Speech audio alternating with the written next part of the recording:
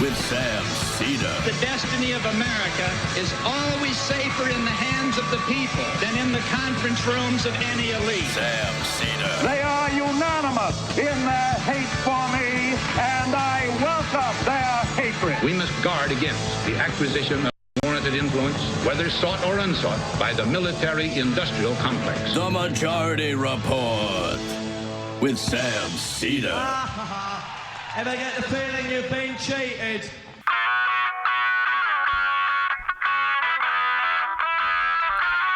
It is Tuesday, February 4th, 2020. My name is Sam Cedar. This is the 5-time award-winning Majority Report. We are broadcasting live, but also I don't have my thing.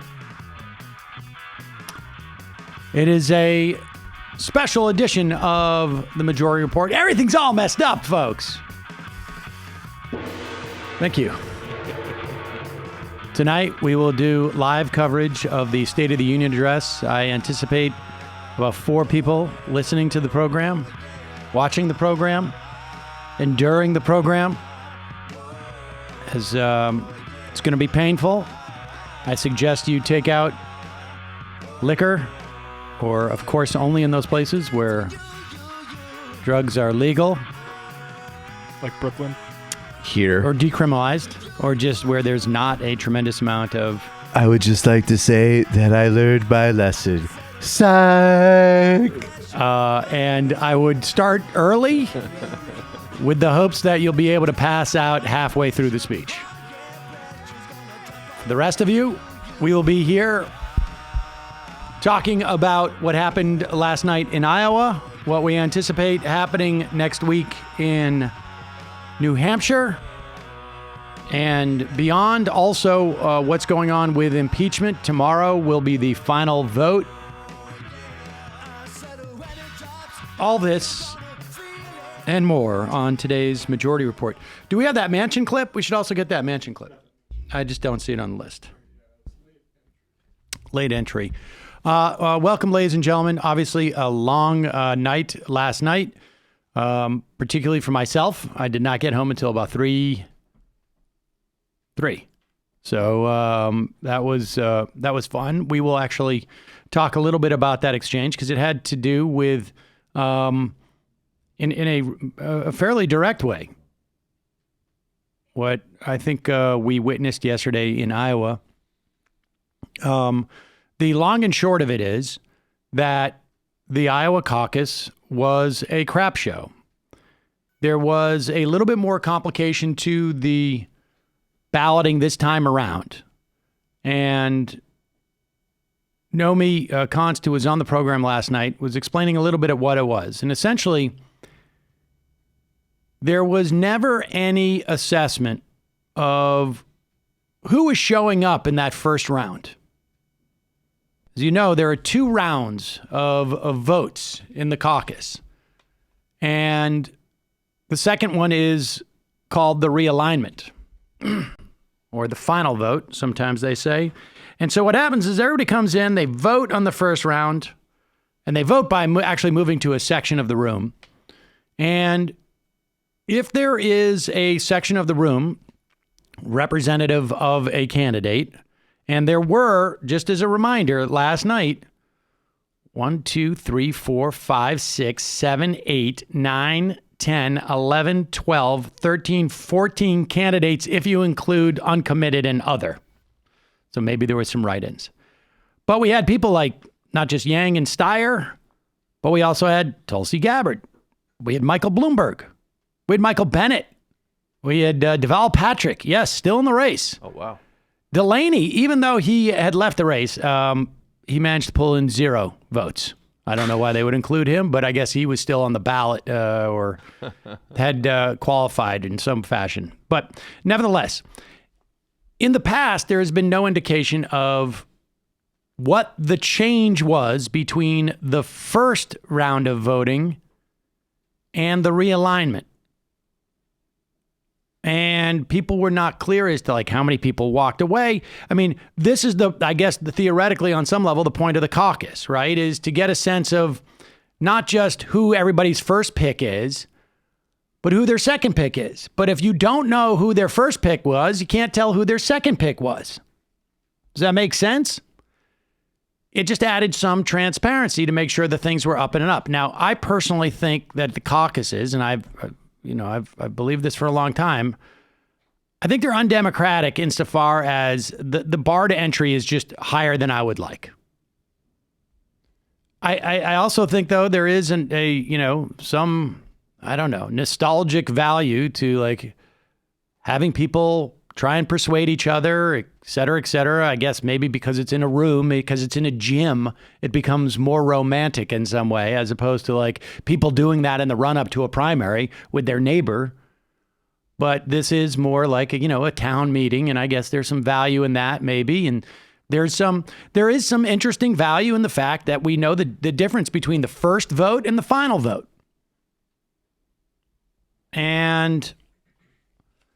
But I don't think we're going to have the Iowa caucuses to kick around anymore. And if we do, it's an incredibly irresponsible decision by somebody.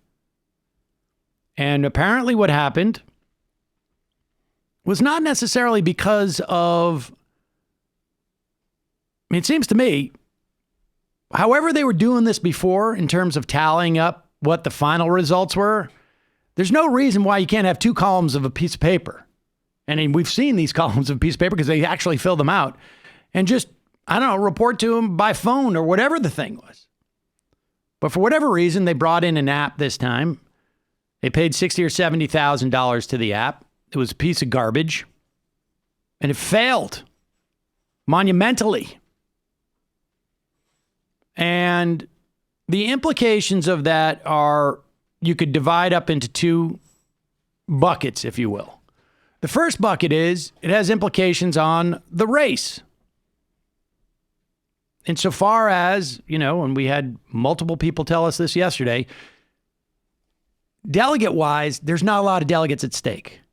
But it's the first time that people vote, certain narratives are created.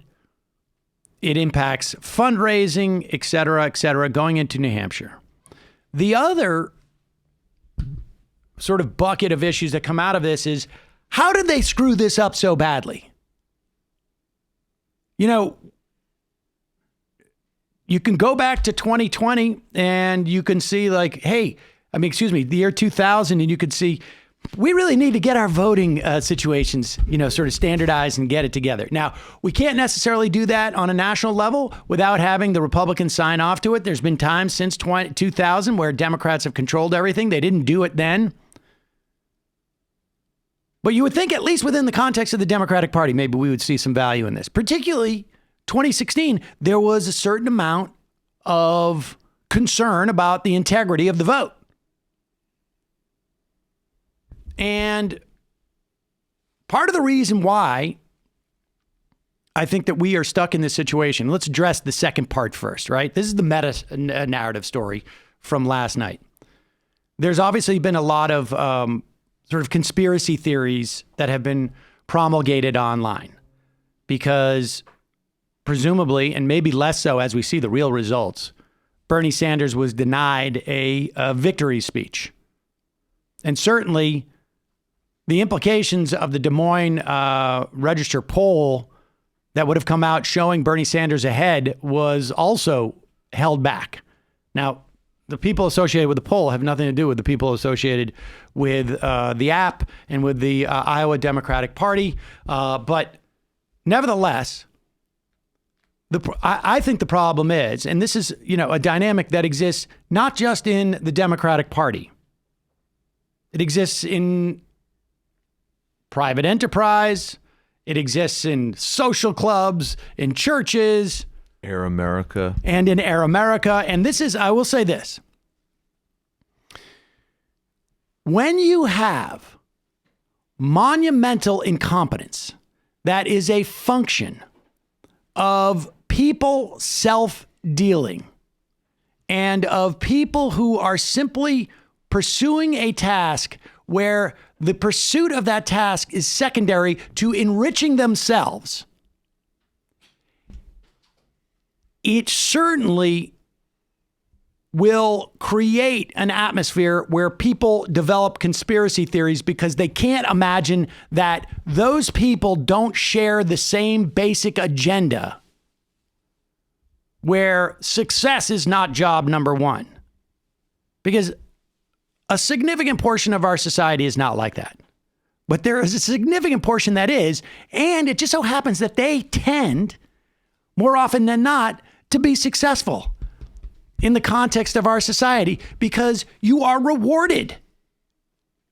So in other words, at Air America, for instance, I had listeners who would say, like, there's got to be a mole in Air America. You've got so many listeners. You have such a dedicated audience. All true. Our ratings were great. How can you keep failing like this? And the reason why we kept failing like that was because the radio executives they brought in who were throw-offs, radio executives start at like basically a C level in terms of just broadly humanity. The ones who get thrown off from the radio industry are like D-level folks. We have a rap problem. Okay, exactly.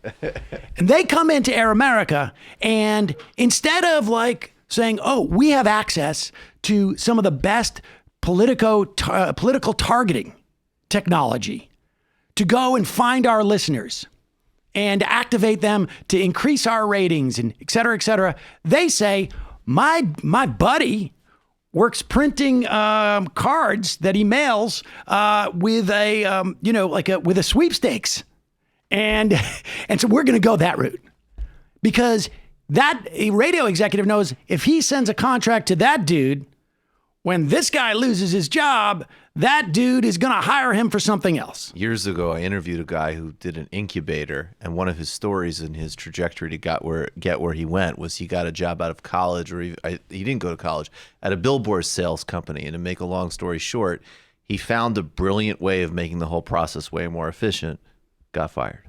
Yes, because the efficiency does not pass the money around to everybody who is basically winked and nodded to each other. Now, at a private enterprise, that sucks. The enterprise fails. But when this exists in the context of an institution that is at least presumably somewhat democratic, somewhat supposed to be, because there's elections, right? It's not like you're hired theoretically to execute these things. There's some measure of trust within the organization that is placed. This is not like, you're all my employees and this and that. No, I mean, maybe it's only 500 people who elect Tom Perez or whoever it is. But there is ostensibly some buy-in by everybody. We rely on them for our civic functioning. This is not we're going to buy a widget from the Democratic Party.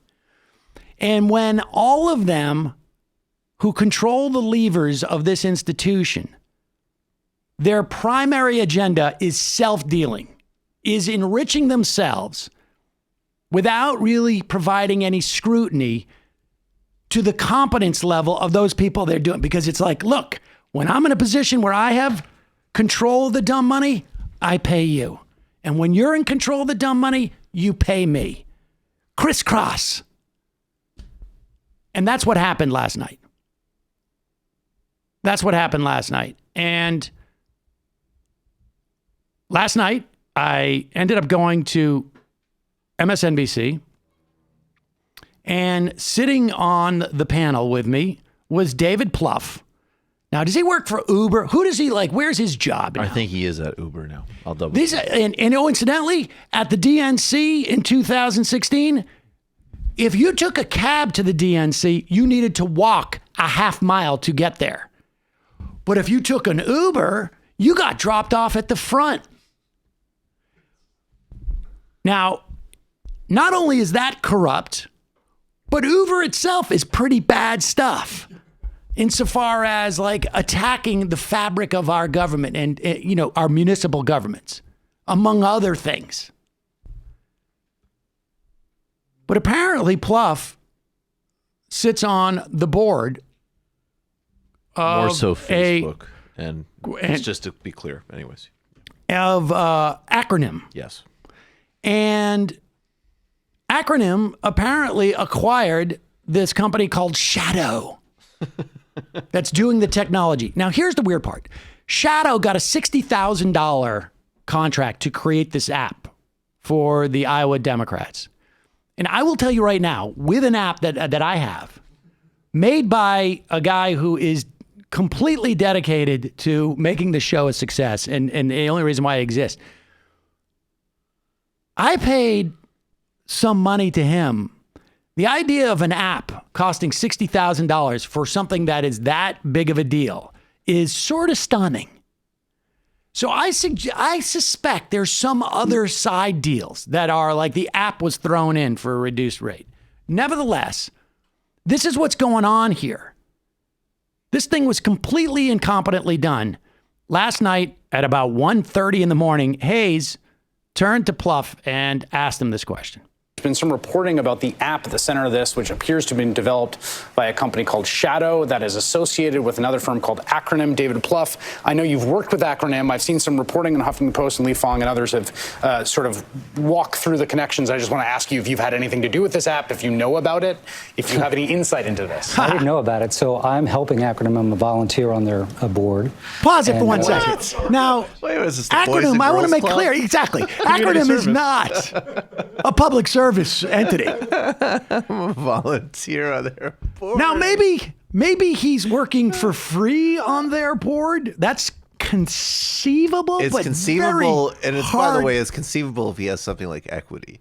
Yeah, like let's be real about how these things. Right, and let's also be real. Like we're steering contracts here. Yeah. It's not like I've decided to go to this private company and I'm volunteering. I'm a candy striper. Yeah. What are you doing your volunteer time I'm a with candy this striper. cycle? Well, the YMCA, the Little League, that's right, and GM and GM. I just think they could use some of my volunteer. Just make time. sure you do it well and you do it with passion. All right, so that's the best drop ever. All right, so back up and continue here. Post and Lee Fong and others have sort of walked through the connections. I just want to ask you if you've had anything to do with this app, if you know about it, if you have any insight into this. I didn't know about it, so I'm helping Acronym. I'm a volunteer on their board. And what is Acronym? So Acronym is a digital firm that works on digital advertising. Puts out a newsletter every week about what's happening in the presidential race. My understanding is, I just texted the CEO, is Acronym's an investor in Shadow. I guess Shadow's got its own board of directors. So in my relationship with Acronym, which has been going on for a few months, I have no knowledge of Shadow. So you weren't sitting up there the whole time being like, I actually developed this app. Okay. I didn't know if it was Microsoft or who it was. Not to throw them under the bus, but no, it was news to me. But anyway, we're gonna find out more about this, and also. All right. Now hold on for a second. Now, what do you think works on digital ads means? I would suspect that means they place digital ads and they get a commission off the top. And so they're developing relationships with people and they're trying to integrate certain things, maybe with the Iowa Democrats, and maybe they're doing it with Nevada Democrats. And I will also say this, one of the problems with getting volunteer board members, they don't pay attention to things like your acquisitions of other companies.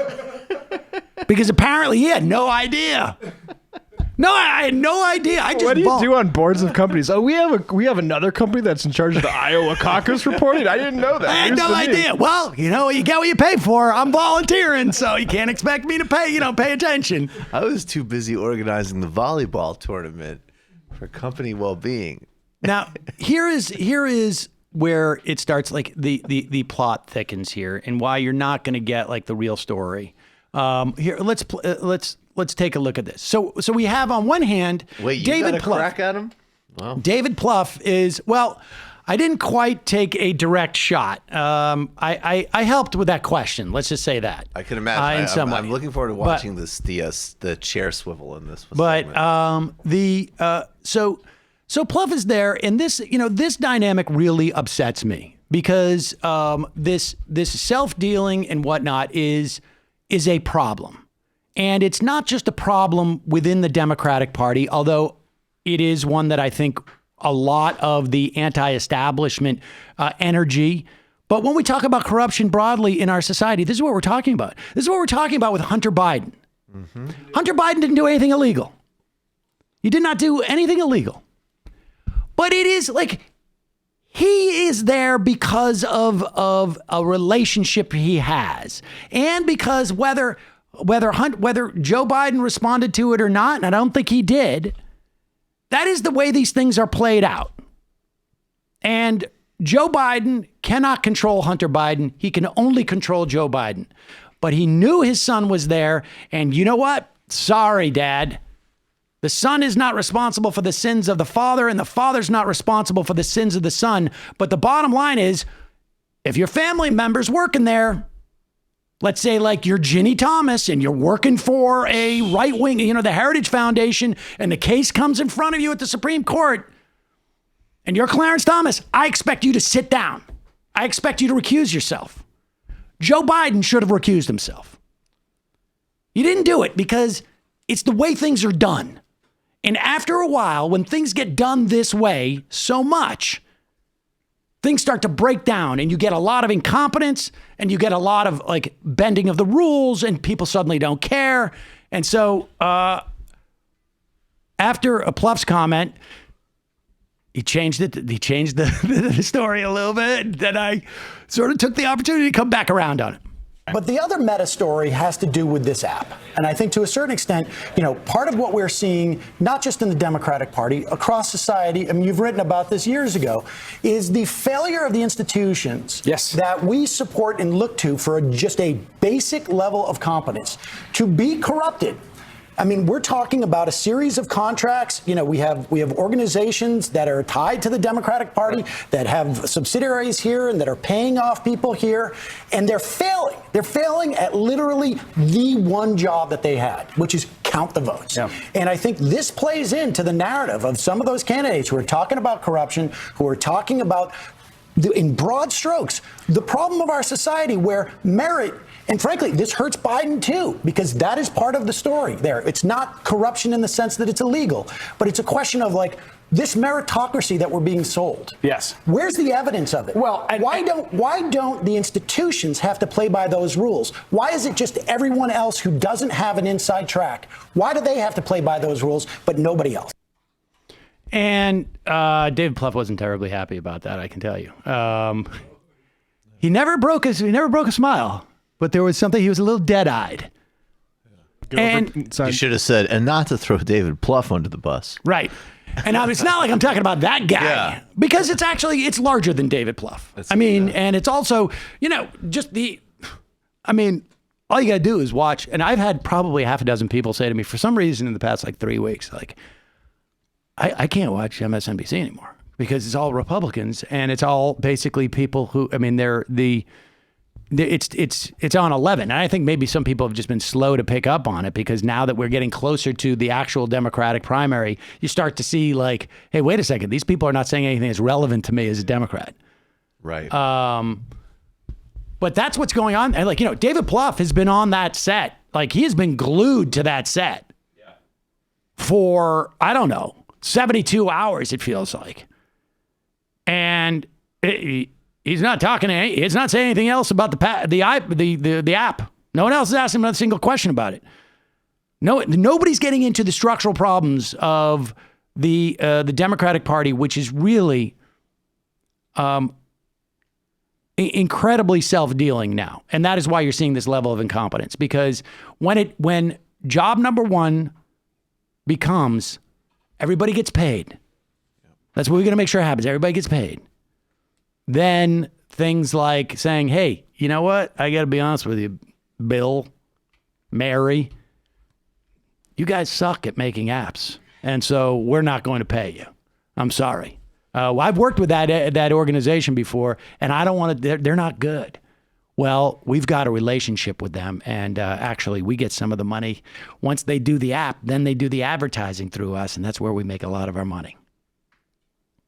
I don't know if that's exactly what happened, but I'm sure it's similar. Speaking of maybe some conflicts of interest, we just talked about David Plouffe with the app. I got some bad news for you Pod Save America folks. People think I just dropped that on my Bumble profile. You can do better than PodSave. Your favorite podcast sucks. Exactly. Ask me why. Exactly. Here is, what's his name? Tommy Vietor? I got to be honest. Vitor. I don't think I've listened to more than 3 minutes of Pod Save America in my entire life. Do you remember when we were negotiating with McConnell? Honestly, I just take your word for it. Yeah. Apparently, now who is this? Like, tell me what's going on here. I don't even know what this is. You know, we were talking about this before. Well, you're going to explain what this is, but we were saying what is it? Why is it that all of these guys have director and comedian names? Just on a tangent. Oh yeah, that's Favreau, love it. That helps. So Tommy Vietor agreed. Okay, so Tommy was hanging out with the. Okay, so where it is? So this is Vitor. This is Favreau, and this is Lovett. And this is, I believe, that's the CEO of Acronym. Oh, all right. Well, they're all buddies. That's cool. Nice, just a birthday party. Yeah, and where is it? Like, this was 2 days ago. Show the whole thread. Oh, 2 days ago. And they're talking about the top. That other one is irrelevant. This is who else was at the fun party? The national organizing director of Buttigieg and the head of the Iowa Democratic Party, Troy M. Price. I mean, look. I think this is like an acronym launch, possibly. I mean, the point is that they're all quite friendly. Yeah, and listen, that's inevitable, right? You all work in politics. You're all going to be friendly. The problem is, when you do not have, and I think that's perfectly fine, and it's obvious, right? That's what's going to happen. Mm-hmm. I'm friendly with a lot of different comedians, and you know, it's inevitable. You work in one industry for long enough, you're going to have friends, and your friends are going to work for other campaigns, and you're going to have these relationships. The problem becomes when there are no controls that keep those relationships from overriding the responsibility that these people have to the members of their party, to the general citizenry.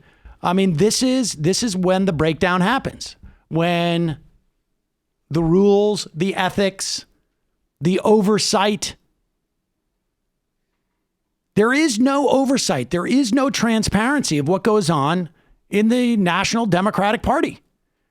And when you get stuff like Tom Perez, Barack Obama exerting his influence into the race, I mean, I suppose he can do that.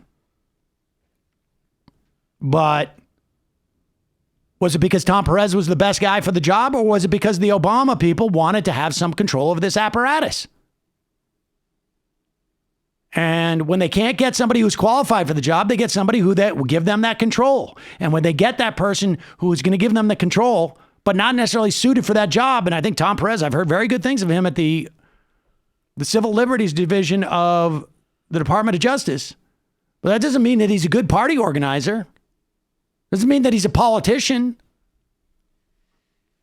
And this is what you get. This shit show. It's a shit show. Here is the Pod Save America episode that was dropped earlier today. Favs, love it. Twitter. Dan Pfeiffer discuss went wrong, what it means for the caucus moving forward, how the candidates move on from here. Iowa, you had one job out now. Come on, Iowans. Yeah, Iowa. Yeah, what that is a disgusting frame. Now, just beating up on the citizens of Iowa. Has anybody listened to this podcast? No. You mean extensively, or this particular episode? That episode. No, it came out like a minute after I pulled it for, Oh, so it's up now. Yeah. They just came out with it. It's up, yep. And how much do they talk about their friends?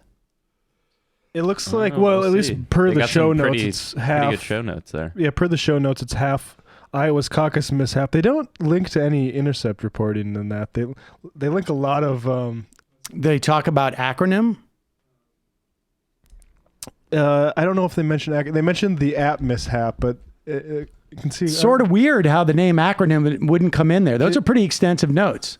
Yeah. Vox, how the result, the system-wide disaster. System-wide. It's system-wide, how the Iowa caucus is melted down. A lot of reporting there. I don't know. I guess we would have to listen. From the description, this is obscuring to me. Yeah, and who knows? Yeah, who knows? Systems-wide breakdown. There was an app failure. That I mean, none of very them. specific. Yeah, I think the Intercept would have been nice to see on that list because sort of odd. Yeah, the Intercept has been owning the story. I mean, Li Fang's reporting is indispensable on this. they are on the candidates and results side of things, so they are reading the Intercept. So that's basically what the story is with Iowa. Now, the political implications of it, as we watch Vice President Pence walk in and people come out of their cars and whatnot.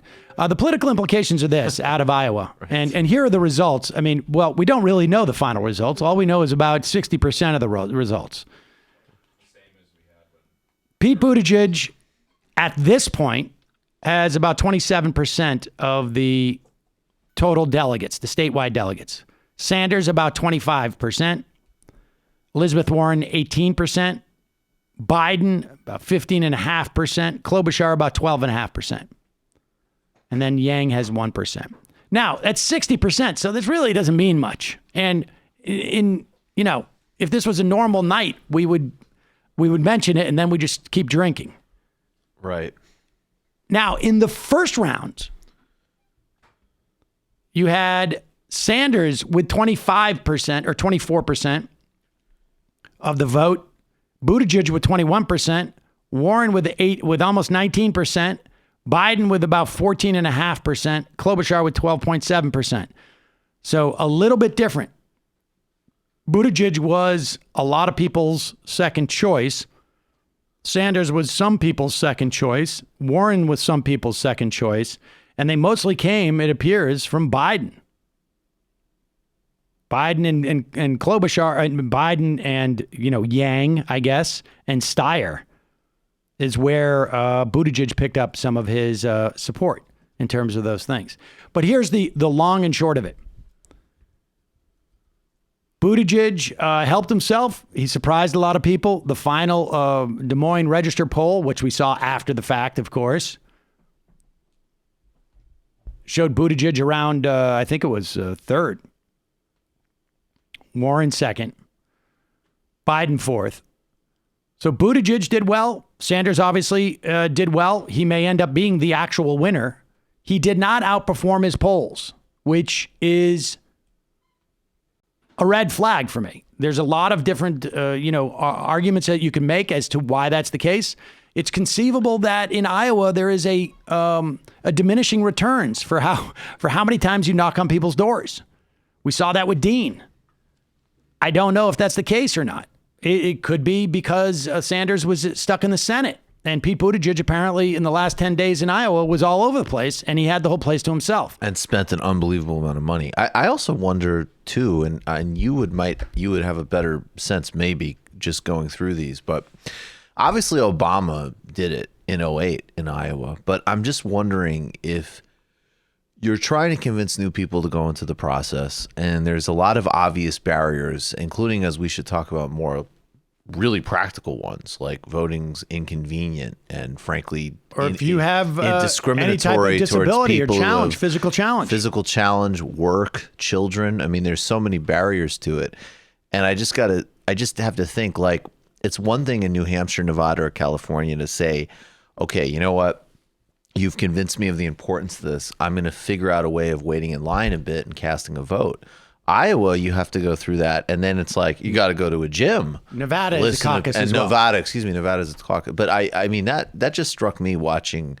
There is the romance of it's cool, people are persuading each other, but it's a very alienating, very I wouldn't feel entirely comfortable in that process, frankly. And you can only imagine. I mean, what if you go and you have a working class politics, you're going to go vote for Sanders, and then your boss is there caucusing for Buttigieg? I mean, there's just a lot of things that are worth considering. What if your husband is rather domineering? And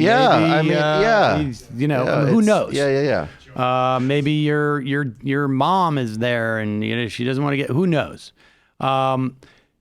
With all that said, he underperformed at least where we anticipated he would. Now, I don't know what that says. We will have a better sense of what happens in New Hampshire and in the other elections. I will say this, that there's two things that are clear. One is Joe Biden, we're not quite at put a fork in him, but I would take the fork out of the drawer. I would make sure it's clean.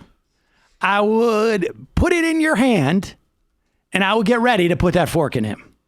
For him to come in fourth is really bad.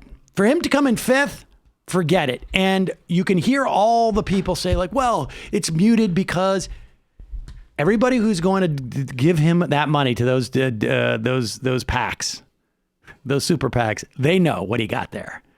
And they know the chances of them burning that money has just gone up by about 75% when they decide they do that. He is a bad bet. And I would say the best thing that happened to Bernie Sanders, aside from coming in either first or second, or more or less tied for first, is Amy Klobuchar. Because for Sanders, having multiple options for, the centrist, because it's the money that looks at the ideology, is helpful.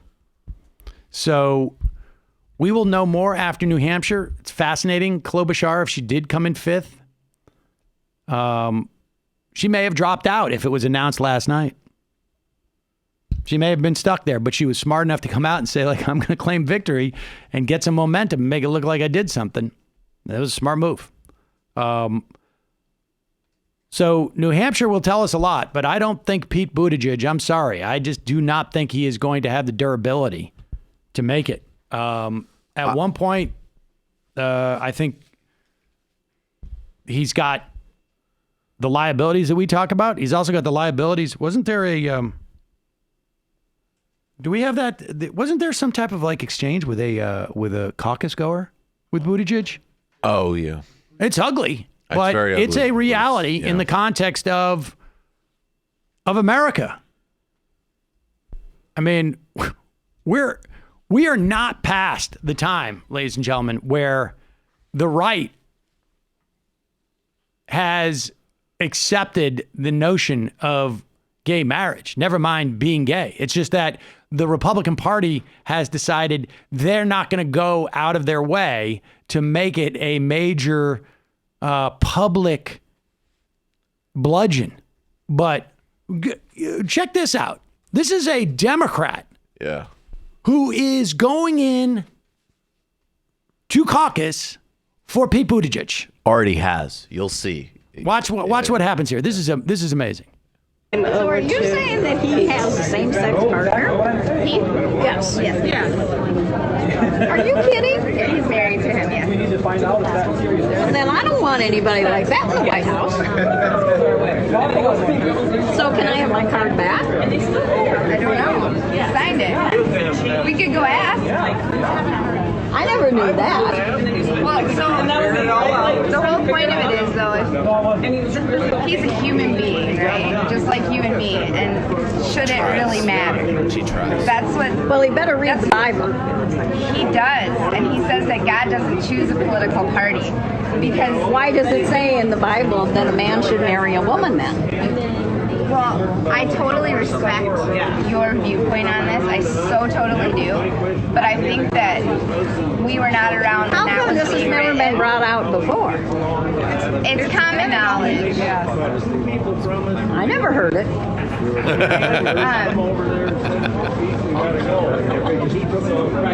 We can talk to someone if you need to talk to them about this. I don't know the rules on this or not, but I guess what I would like you to just dig deep inside and think, like, should it matter if it's a woman or if it's a man or if they're heterosexual or homosexual if you believe in what they say? That's my question. It all just went right down the toilet, is where it all just went. And that you you have a total right to your opinion, and I am not trying to tell you to think otherwise, but we'll ask what they want us to do. But I just ask you to look inside your heart, because you sound like a Christian woman to me, and I'm a Christian woman, and my God wants me to love everybody. I do, yep. So you must not believe it then if you think it's okay for somebody to be married to a same-sex person. No, I think we're just interpreting it different, and that's okay, because everybody gets to have their own beliefs. But what I teach my son is that love is love, and we're all human beings. Wow. One person that I could actually think, I finally see Amy Klobuchar's point she's been making for so long. That would be a swing voter for Amy Klobuchar right there. I got to say that woman who was representing Buttigieg was incredibly patient, trying. and She was trying. I mean, she did a great job. But the bottom line is, there are bigots, and at one point, when Pete Buttigieg comes out there, this is going to be a question that people are going to ask. Now, I got to be honest with you. Donald Trump's numbers are up. It's hard to know whether it's a function of impeachment. Clinton got a little bit of bump of impeachment, then it went away 2 months after it. But his trust on the economy is up. There's a whole host of things. Now, part of it could be just the story's not been about him. It's been sort of almost like an arm's length, because the impeachment has become its own sort of academic process, and people aren't focused on Trump on some level, and so the level of disgust may be a little bit diminished. I don't know. I think, but I I'm read worried that about Gallup poll. I just have to say, I think we should not underestimate. Like, that's a very good poll for him. Yeah, that's what I'm particularly saying. at this time. And so, you know, I think the intensity of the question of electability is going to increase. But the fact of the matter is that I think that there is a wide disagreement as to who is electable in the Democratic Party. And this is going to benefit, I think, Bernie, to be honest with you, because there is one person in the race whose support, at the very least in terms of like dropping, is immutable. And that's Bernie's. And I think, like, you know, there's also a ceiling that I think we saw where he wins the popular vote, the first round of voting in Iowa, but the second round goes to Buttigieg. So, but this is going to be nutso, folks. It's going to be nutso. Bloomberg is going to make a huge play. Well, Bloomberg can, but the problem that's, you know, Amy Klobuchar hurts Bloomberg. She sure. No, Pete Buttigieg hurts Bloomberg. I don't think Bloomberg is necessarily. I mean, again, it's actually another scenario that frankly benefits Bernie. But I'd like to see. I'd like to see Bernie's. You know, I'd like to see a few subtle adjustments in the Bernie campaign. All right, we got just a couple more minutes here before Donald Trump makes it into the room. He's probably going to get there at about 10 of. The impeachment vote, the final vote, will be tomorrow. The Republicans are not going to vote to find the Trump to convict Trump. And in the Senate yesterday, Joe Manchin called for censure. We don't have to play it. People can trust me on this.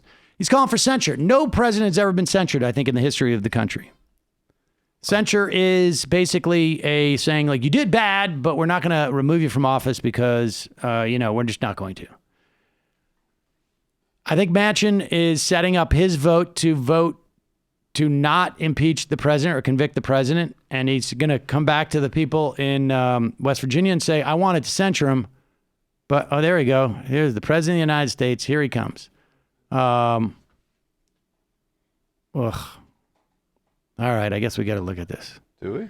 Not really. Let's go. Let's back with Susan Collins one more thing. Susan Collins is funny. And so Joe Manchin, I think, is going to vote. He may split his vote, but I have a feeling he's going to vote no conviction and go back and say, I wanted to do censure, but they wouldn't allow that. But he should have been censured. That's his safe place. Susan Collins, however, Maine is not West Virginia.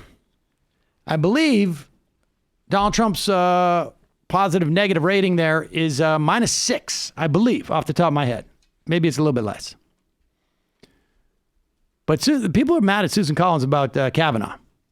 And Susan Collins has a heartfelt conviction about this.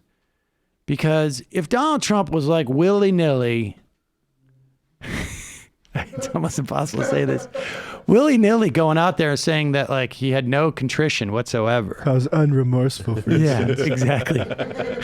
I could understand if it was like, I made the best call ever and what I did was great. Why you might hesitate. Right. But in Susan Collins' world, Donald Trump is out there, and guess what? He feels sorry about it. President's actions wrong, improper, that they showed very poor judgment, in your words. Should the president apologize or acknowledge what he did was wrong? I think that would be helpful.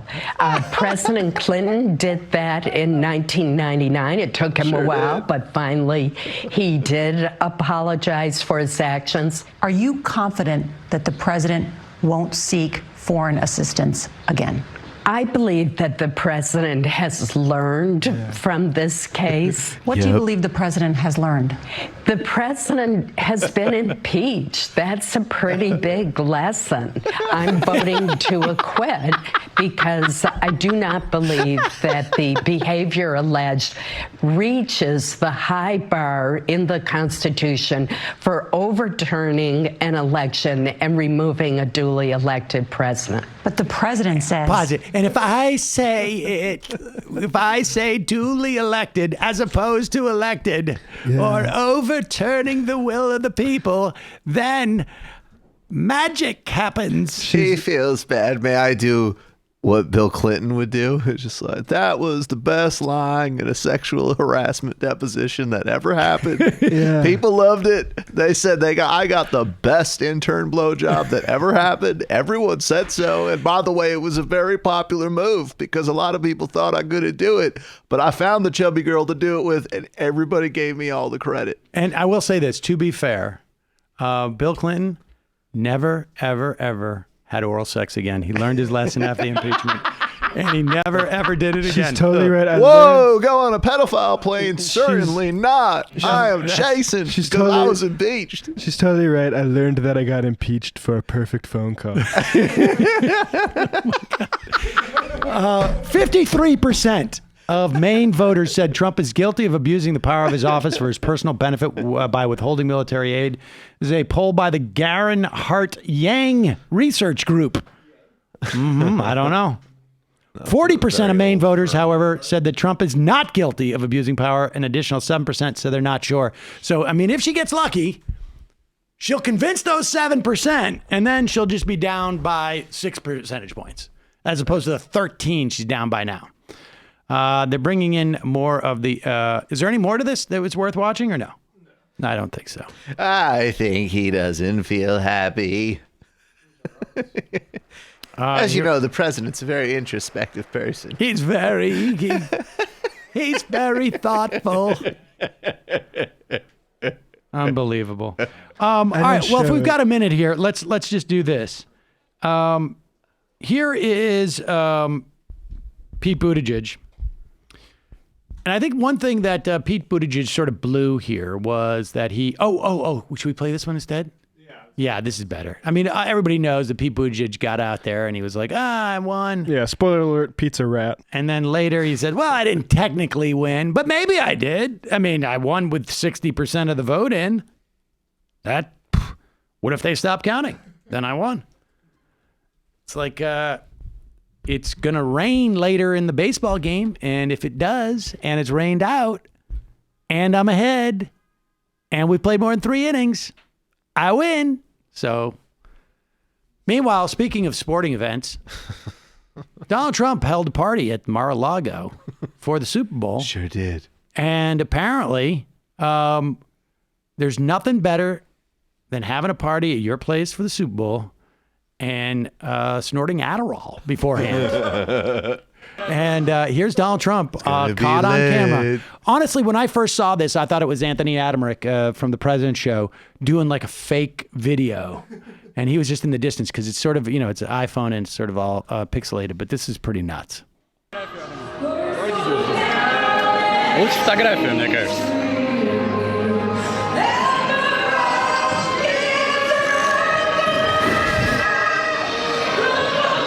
I'm feeling it.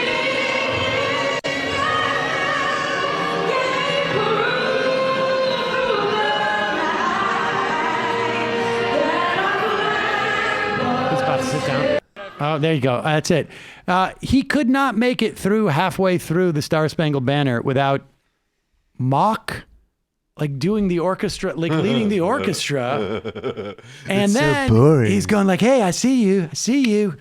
And, here's the thing. He's the president of the United States. He might be thinking that people might be looking at him. Hey, I know you. You own the massage parlor in Jupiter. I see you. I think I'm starting to understand why he goes to Mar-a-Lago all the time. Honestly, we had with George Bush, we had a moment where he choked on a pretzel watching a football game and passed out and knocked his I don't know if you remember this. And the story was he choked on a pretzel, but everybody knows he was on a bender. And I'm quite convinced now that Mar-a-Lago is just basically, his opium den, essentially. And obviously not opium. But I think he goes down there. He's like, I could take Adderall. Go to Madam Chang's. And I need my special medicine. Have you ever seen The Nick? It's they have it. The Gold Coast boat is coming. It's docking on the Lower East Side. I need it. The General Tso's chicken, extra spicy. Extra spicy. I said the Kung Pao shrimp with extra pepper. You guys remember when George Bush danced during the funeral? Yeah, I did. Yeah, here he is being really appropriate. Yeah. I'm not too drunk. I'm not totally. Literally pulls him out.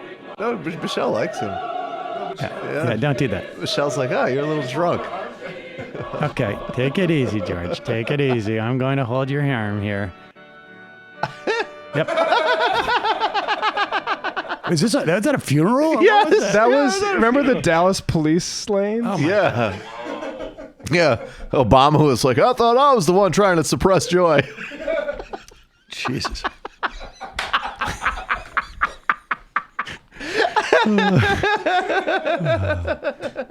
All right, let's see where we are with the State of the Union, shall we? Here we go. Get this crap show started. Oh, here we go. There's Melania. Very excited that she doesn't have to sit with the president tonight. Yes. Hello.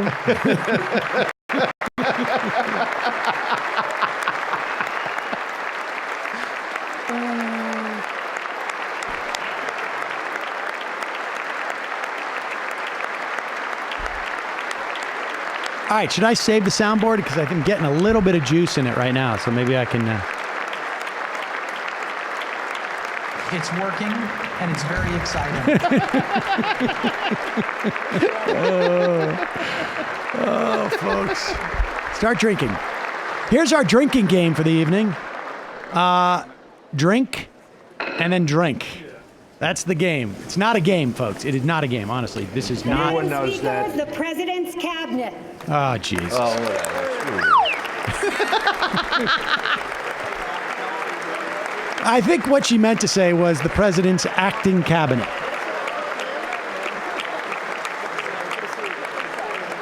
Yeah, the one that matters is me. I'm the only one that matters.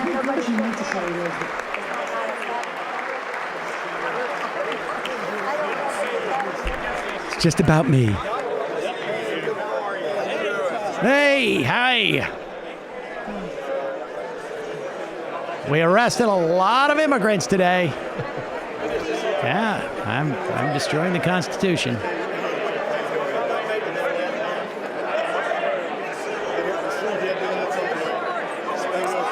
You in jail yet? No, not me.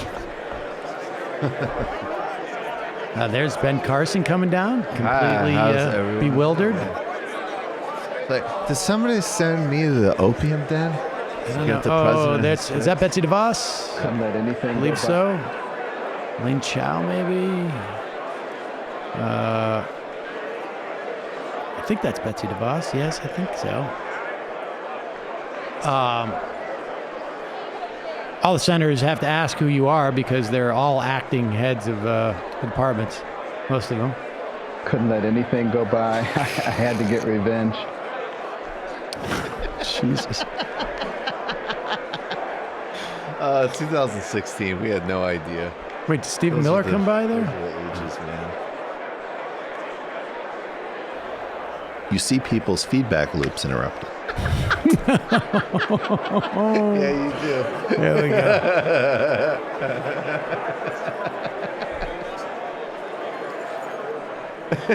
What's going on with Fox, by the way? What's going on there? I really think that we should have, hopefully this is the final State of the Union address.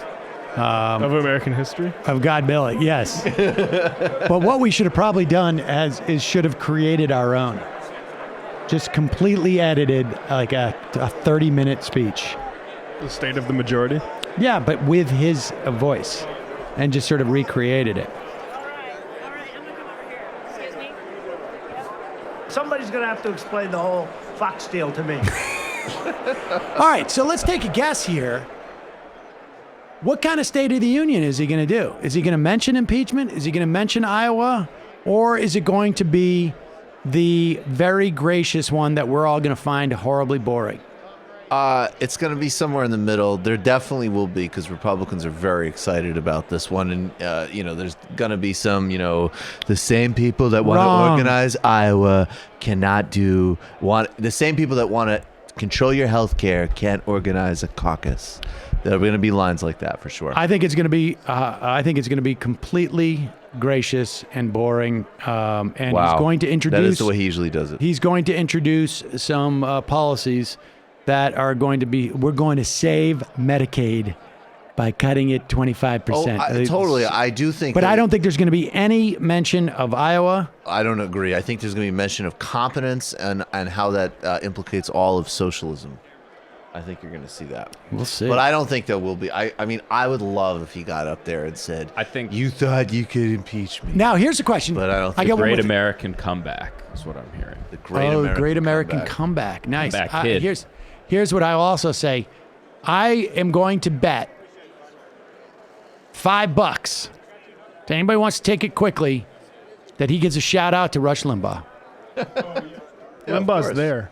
Is Limbaugh there? Limbaugh's They there. said they were going to award Limbaugh the Limbaugh's presidential. next to his wife. Is that right? Yeah. I mean, yes, he will get a shout out to.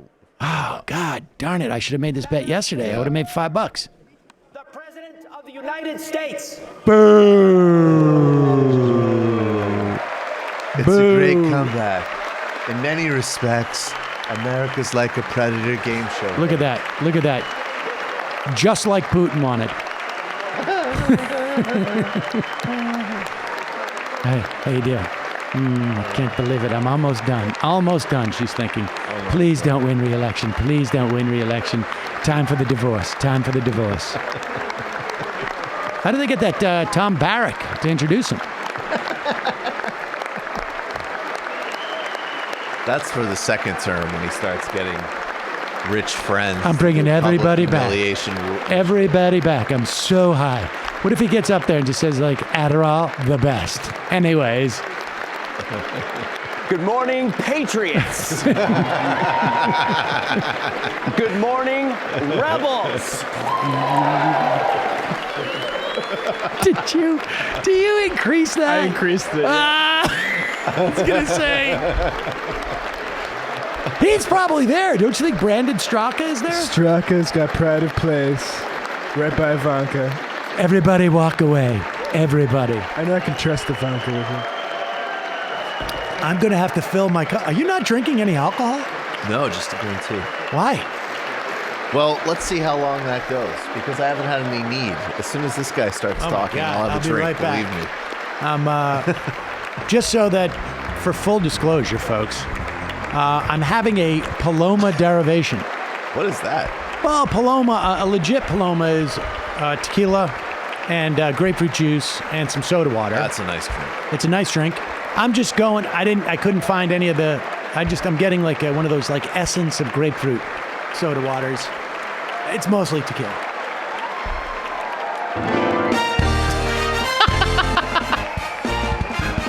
I don't even know. It just sounds so ridiculous. It's Toad music from Mario Kart Wii. Yeah.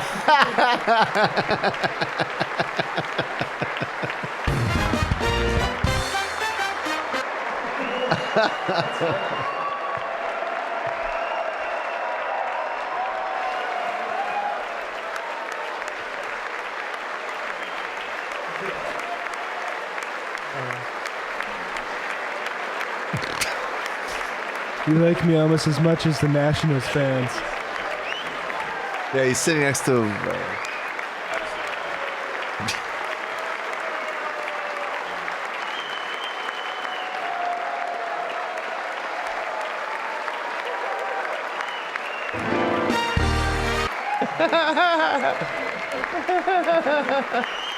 Oh my God! What have we done to ourselves? Jesus Members fucking of Christ! Congress, the President of the United States. Of course, a lot of liberals watching tonight for to turn some Nancy Pelosi eyebrow raises into a GIF. Yeah, we've got a whole meme team of GIF cutters in the back of the studio. Yep.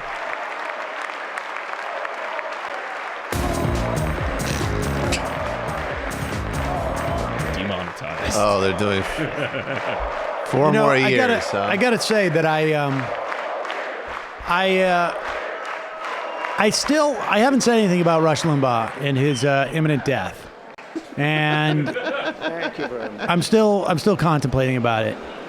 Madam Speaker, Mr. Vice President, I guess my point is, members of Congress, there's always a silver the lining. First Lady of the United States. It's hard to know sometimes what's the silver lining and what's the dark cloud. You know what I mean? Yep. I've been Lonnie sedated. will give you a lap. I've been sedated. And my fellow citizens. Oh yeah. Yeah, here we go. It's Told gonna be you. boring as hell. American comeback. Oh crap. Tonight I stand before you to I need a share drink. the incredible results. There you go. Boom. Jobs are booming, incomes are soaring, poverty is plummeting, crime is falling, confidence is surging, and our country is thriving and highly respected again. Highly respected. And they had the worst cover-up ever.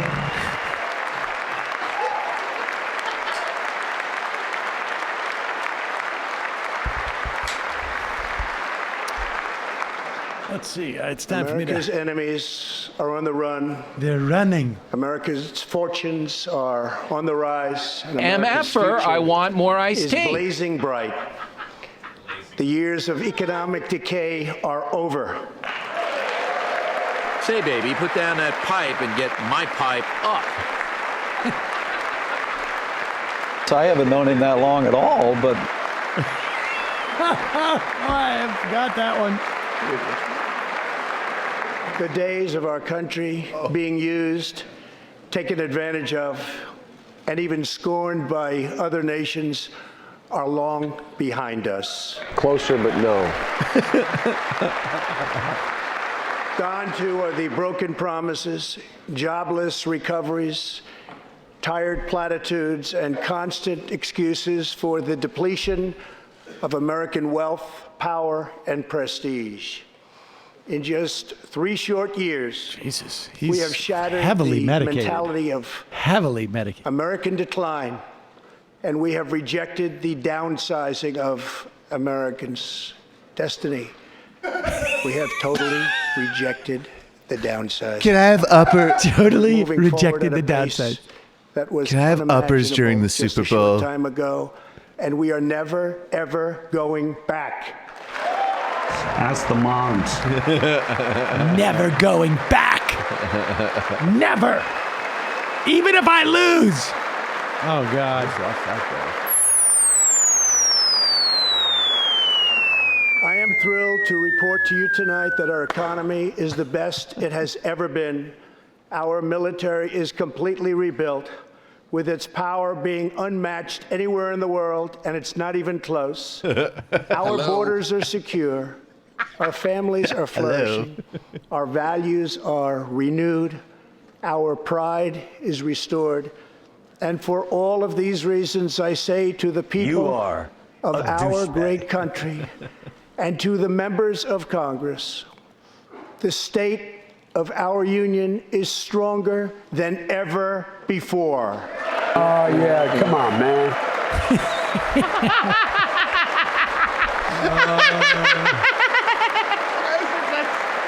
That's my sister every time. Oh, my God. I think all these Democratic officials are just going like, ugh, can't believe we can't even get a The vision I freaking will primary lay out off. this evening demonstrates Never mind, how we beat are this building dude. the world's most prosperous and inclusive society. Are you One serious? where every citizen can join in America's unparalleled success, and where every Yes, community can take total part success. in America's extraordinary rise. Rise. From the instant I took office, I moved rapidly to revive the U.S. economy, slashing a record number of job-killing regulations, enacting historic and record-setting tax cuts, and fighting for fair and reciprocal trade agreements.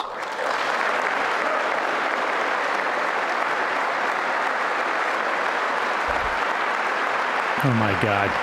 Our agenda is relentlessly pro-worker, pro-family, pro-growth, and most of all, pro-American. Both are in a row.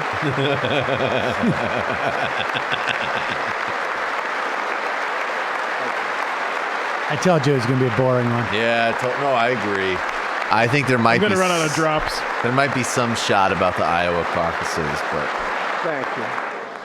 Thank we are you. advancing with unbridled optimism and lifting our Why can't they citizens just keep them on of this drug cocktail every all the race, time? color, religion, and creed very, very high. Tremendously so. Since my election, we have created 7 million new jobs, 5 million more than government experts projected during the previous administration. What? You gotta check the methodology. I'm not even sure I understand what that means.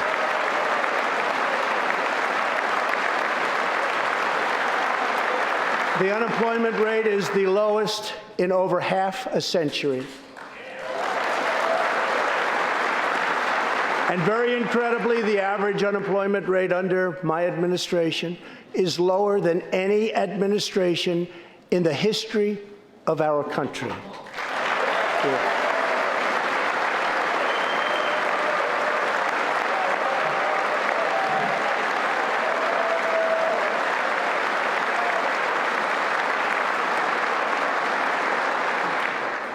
If we hadn't reversed the failed economic policies of the previous administration, the world would not now be witnessing this great economic success.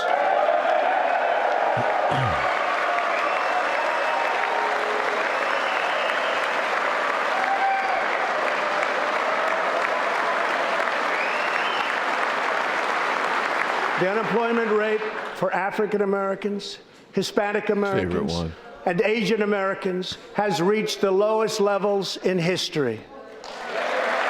What's going on there? Are people hemming and hawing or what? Maybe a couple of Democrats. African American youth unemployment has reached an all-time low. African American poverty has declined to the lowest rate ever recorded. You guys do not appreciate how great you have it. In almost 70 years, and last year women filled 72% of all new jobs added. I grabbed every single one of them by the vagina. I know where I am. I'm not gonna. I didn't start anything with the wife. The veterans' unemployment rate dropped to a record low.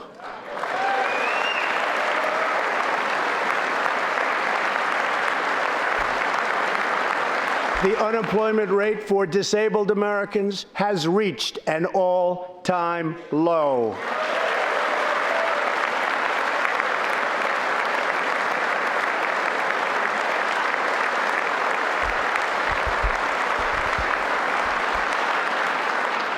Workers without a high school diploma have achieved the lowest unemployment rate recorded in U.S. history.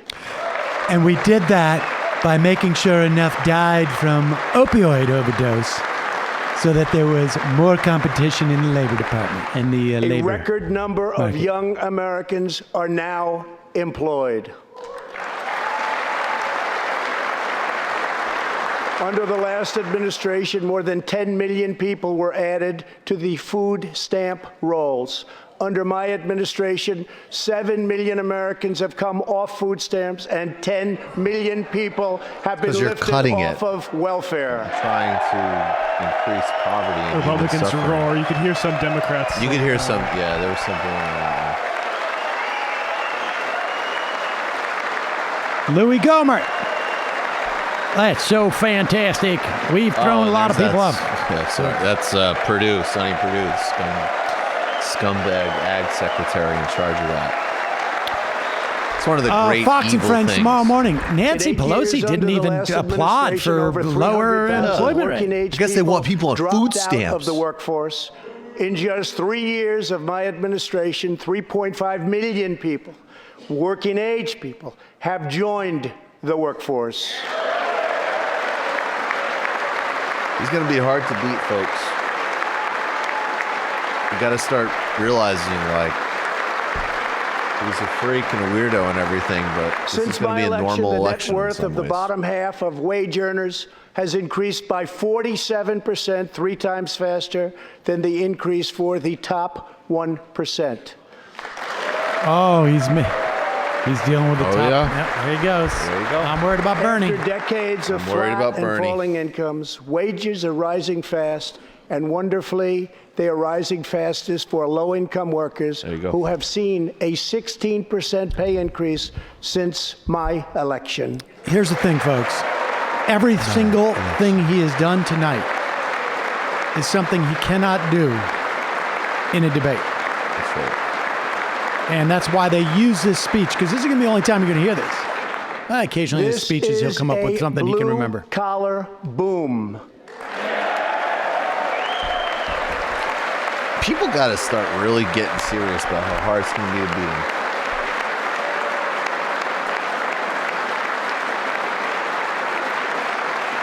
him. Real median household income is now at the highest level ever recorded.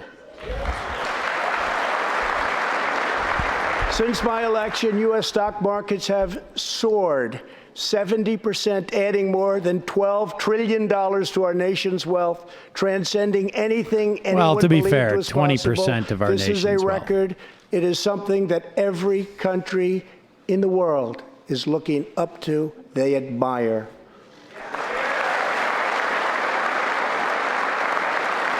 Consumer confidence has just reached amazing new highs. All of those millions of people with 401ks and pensions are doing far better than they have ever done before, with increases of 60, 70, 80, 90, and 100% and even more. Jobs and investments are pouring into 9,000 previously neglected neighborhoods thanks to Opportunity Zones, a plan spearheaded by Senator Tim Scott as part of our Who's an African American? Oh, look at Cinema. Look at Cinema. Standing applause from Kristen Cinema. That's going to be a big move. And Trump sounds like Jack Kemp here. Sounds like the old, like, compassionate conservative spiel. This is convention In other 2000 words, wealthy stuff. people and companies are pouring money I into think they're poor making a neighborhoods or concerted effort areas to that haven't appeal seen to investment in many decades, black creating voters. jobs, Well, again, it's the same thing that we always talk about. That's why the Super Bowl ad was so smart. It's a signal to some other people. I'm not actually a white supremacist who kidnaps children, even though obviously he is, who's empowered Stephen Miller. And also, you know what? If you don't feel that urgency and you stay home, cool. And if I shave 2%, great. From Cincinnati, Ohio. After struggling with drug addiction, Tony It's another lost reason his why. job, his house, and his Again, family. it's not about He civility was and tone. homeless, You got to but then actually be on Tony stage and found say, a construction you company kidnap that invests children. in Opportunity Like, you Zones. want to talk about He this is stuff? now a top tradesman, drug-free, reunited with his family, and he is here tonight. Tony, keep up the great work, Tony. This is the ad. This is a very specific strategy. They better really Oh man, we gotta get. And it's amazing because if he calls for legalizing weed, and it's anybody besides Bernie, because even Buttigieg has a police department problem. That's incredible. I mean, there's so many traps here with this guy. Thank you, Tony. And if he wasn't so unpopular and weird, though, frankly, any other president has, would, I think, pretty much be a lock for re-election. Given many with some of these former numbers. prisoners the ability to get a great job and a fresh start. This second chance at life is made possible because we passed landmark criminal justice reform into law. Everybody said that criminal justice reform couldn't be done, but I got it done, and the people in this room got it done. Criminal justice reform is done. Beautiful package. Wonderful. They don't even mention my name. So stupid. So stupid. Thank you. Thank you. Thank you. Thank you. So stupid. So stupid.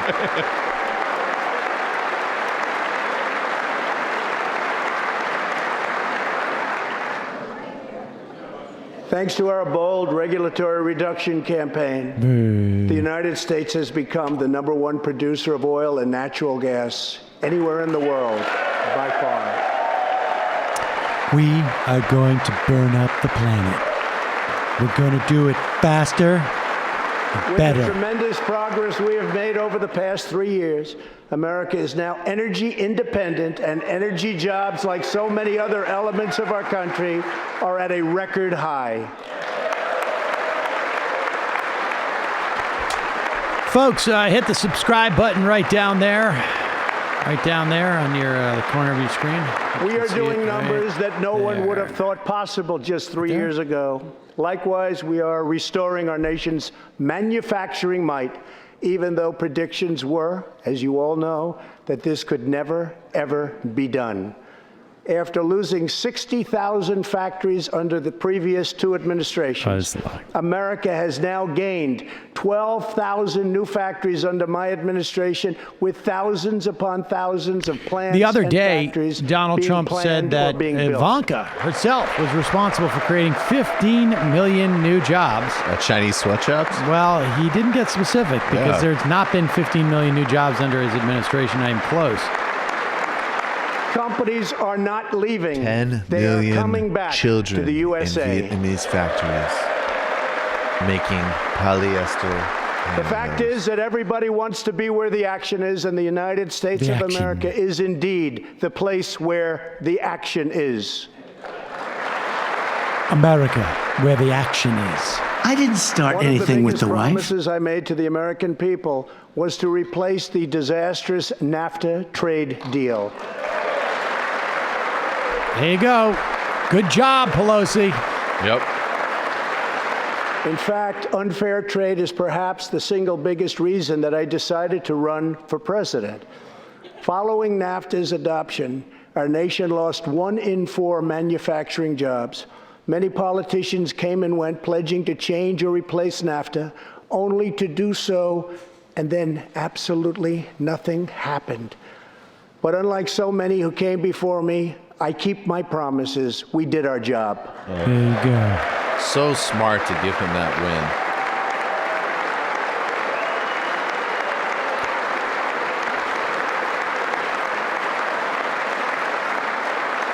6 days ago, I replaced NAFTA and signed the brand new U.S.-Mexico-Canada agreement into law. The USMCA will create nearly 100,000 new high-paying American auto jobs and massively boost exports for our farmers, ranchers, and factory workers. Oh. Clap, please. It will also bring trade with Mexico and Canada to a much higher level, but also to be a much greater degree of fairness and reciprocity. We will have that fairness and reciprocity, and I say that finally because it's been many, many years that we were treated fairly on trade. Folks, farmer bankruptcies up 20%. Major trade deal in that is including the $20 billion that have already been paid out to them. Slush fund. I also promised our citizens that I would impose tariffs to confront China's massive theft of America's jobs. Our strategy has worked. Days ago, we signed the groundbreaking new agreement with China that will defend our workers, protect our intellectual property, bring billions and billions of dollars into our treasury, and open vast new markets for products made and grown right here in the USA.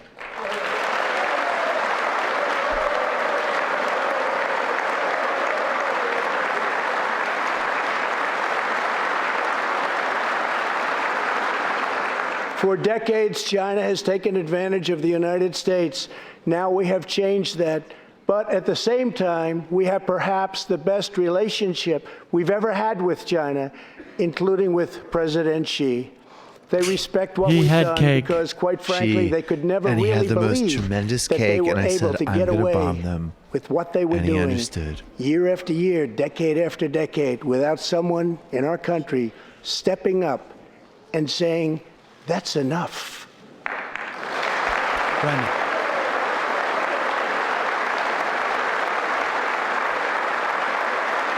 Now we want to rebuild our country, and that's exactly what we're doing. We are rebuilding our country. As we restore our American leadership throughout the world, we are once again standing up for freedom in our hemisphere. Oh, right. That's why my Freedom administration in the reversed the hemisphere. failing policies of the previous administration on Cuba.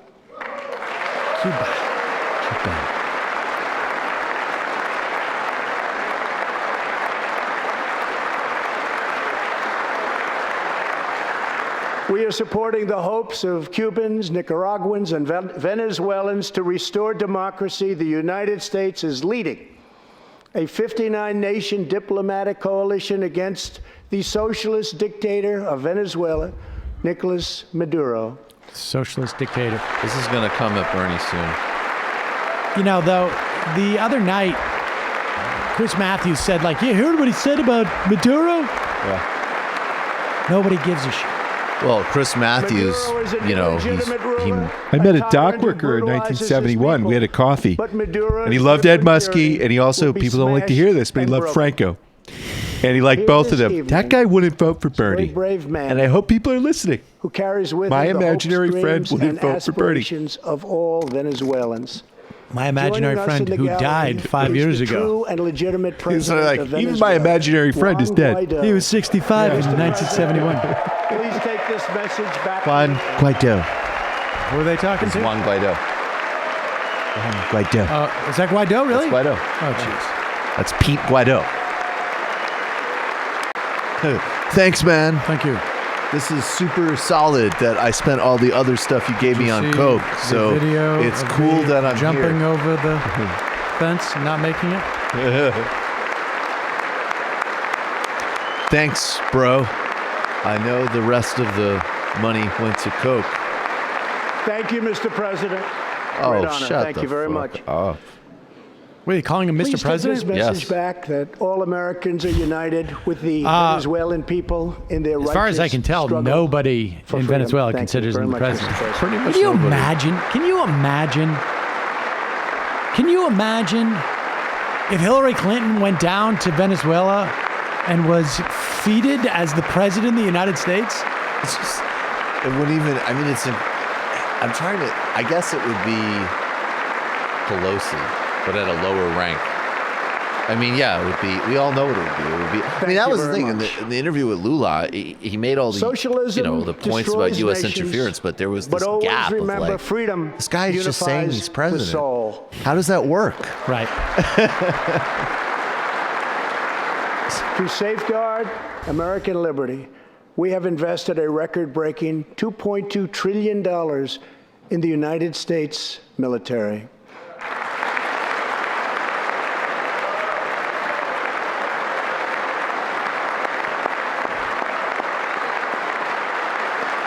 Oh, Jesus.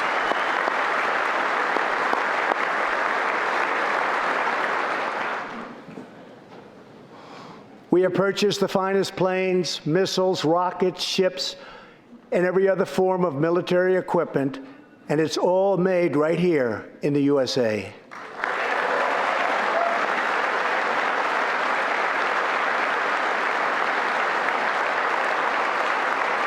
We are also getting our allies, finally, to help pay their fair share.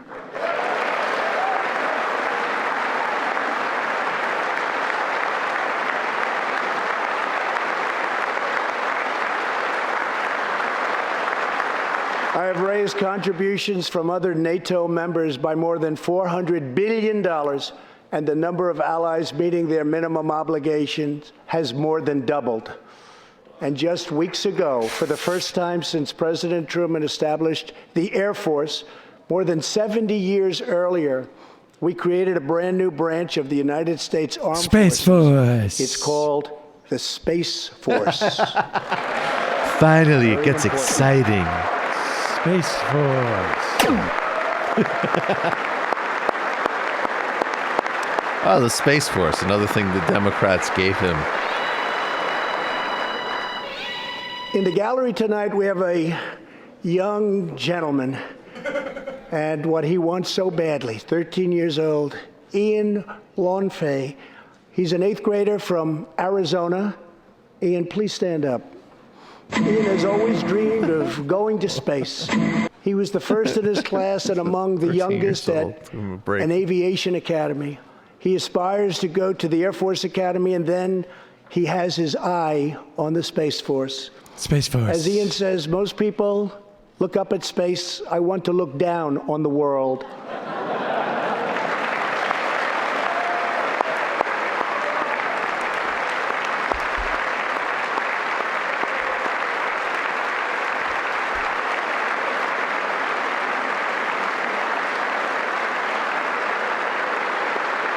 This young man wants to shoot laser beams from space onto the Chinese, and he will. Ian tonight is his greatest hero of them all. Charles Mcgee was born in Cleveland, Ohio, 1 century ago. Charles is one of the last surviving Tuskegee Airmen, the first black fighter They are pilots, strategic. and he also happens to be Ian's great-grandfather.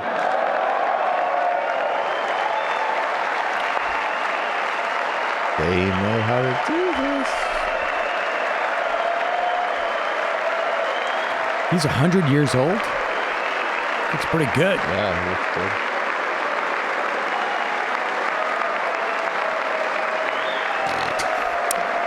Black Power. Black Power. Tuskegee. Ungawa Tuskegee.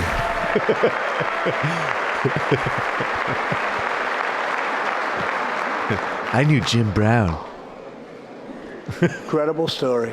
I did blow with OJ. 130 combat missions in World War II.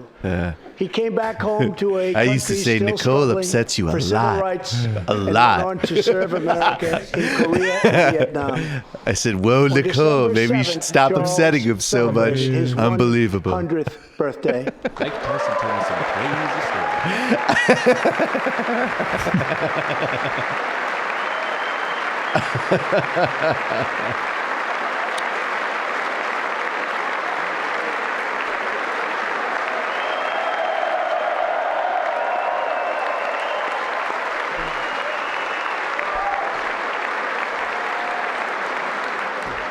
A few weeks ago, I signed a bill promoting Charles Mcgee to Brigadier General. They're going to spend like a half an hour on earlier this guy. today, Yeah, they are. I pinned the stars on his shoulders in the Oval Office. General Mcgee, our nation salutes you. Thank you, sir. Oh, you're going to make him get up again? One more time. Make Limbaugh stand up this many times. Yeah, exactly. And now, Rush, I'd like you to come down here and see me. Just walk down. Oh, wait. Go back up, Rush. Everybody keep clapping until Rush Everybody is keep down. clapping while Rush moves. Pretend that the podium is a Dominican teenager. And you're moving towards it, Rush. And from President Lincoln to the Does Reverend Pence remind me of Michael Martin J. Luther Fox King, playing Dan Quayle on, Americans have always Quayle on rejected SNL? I don't know if I ever limits saw on that. our children's future. Michael J. Fox Members of played Dan Congress, we Quayle on must never SNL. forget Years ago. that the only victories that. that Sounds matter in funny. Washington are victories that deliver. Donate to the Lisa American Savage, people. a Green for Senate, up against the least popular Susan Collins. Maine has ranked choice voting, by the way. that allows you to vote for the Green candidate without it being a spoiler situation, folks. Lisa for Maine. The people are the heart of our country. Their dreams are the soul of our country. Yeah. And their love is what powers and sustains our country. I'm talking about love. We must always remember that our job is to put America first. Put America first. Love. Everybody's got to love. Including the haters. Look at all of them. They hate America. Hate America. And where it should have stopped is at the deal standpoint. Building an inclusive society is making sure that every young American gets a great education and the opportunity to achieve the American dream.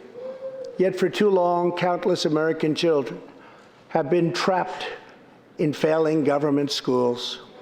To rescue these students, 18 states have created school choice in the form of opportunity scholarships. The programs are so popular that tens of thousands of students remain on a waiting list. One of those students is Janiyah Davis, a fourth grader from Philadelphia. I'm Janiyah. not racist. It's okay to vote for me. Wow, they are nakedly going after it's the smart. black vote. It is pretty smart. Of course. You got to realize you're running against George W. Bush 2000 for re-election without being in Iraq.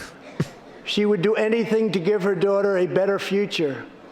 But last year, that future was put further out of reach when Pennsylvania's governor vetoed legislation to expand school choice to 50,000 children.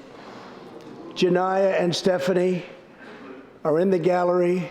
Stephanie, thank you so much for being here with your beautiful daughter. Thank you very much. The poor daughter is going to grow up and realize that she was exploited as a propaganda piece. I have to say, I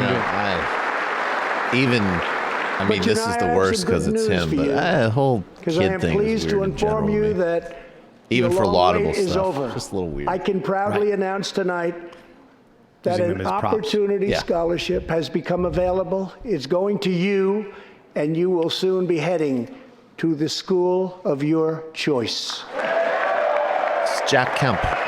This is all Jack Kemp. This is Oprah and Jack Kemp. Because he's just Jack like, Kemp. I just gave away a car, and it's you. Yep. We invited you today, and look under your seat.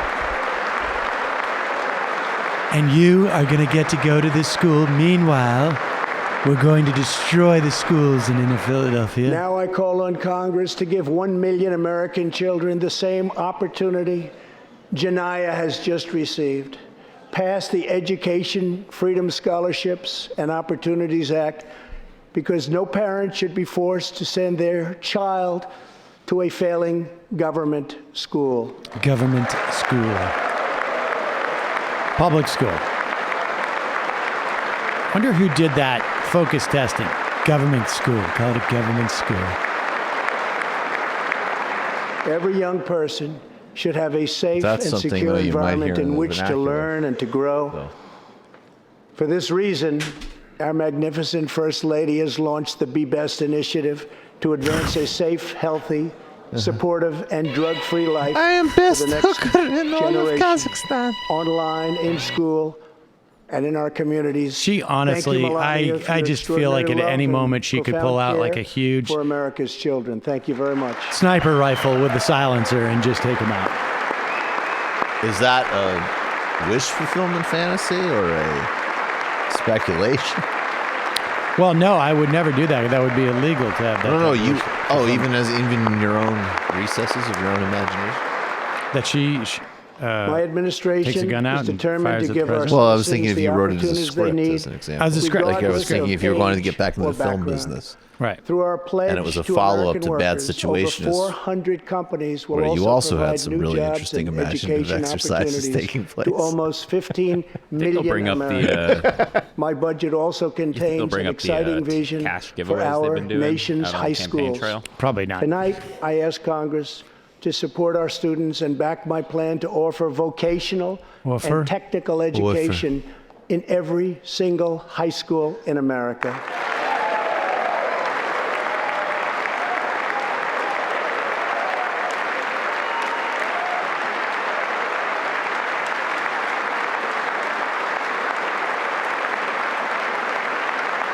They're giving, I feel like they're doing fewer pan shots on people I am also proud on that the Democrats we achieved or the record opposition party and than permanent usual. funding I could be for wrong. our nation's historically black colleges and universities. Can I get a witness?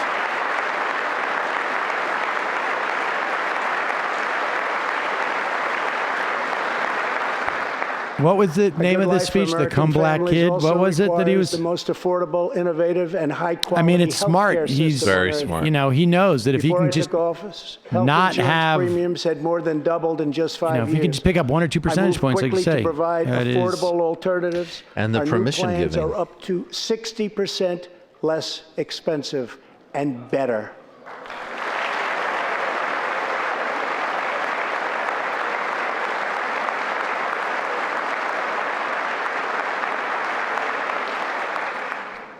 I've also made an ironclad pledge to American families. We will always protect patients with pre-existing conditions. Ooh, that's a lie.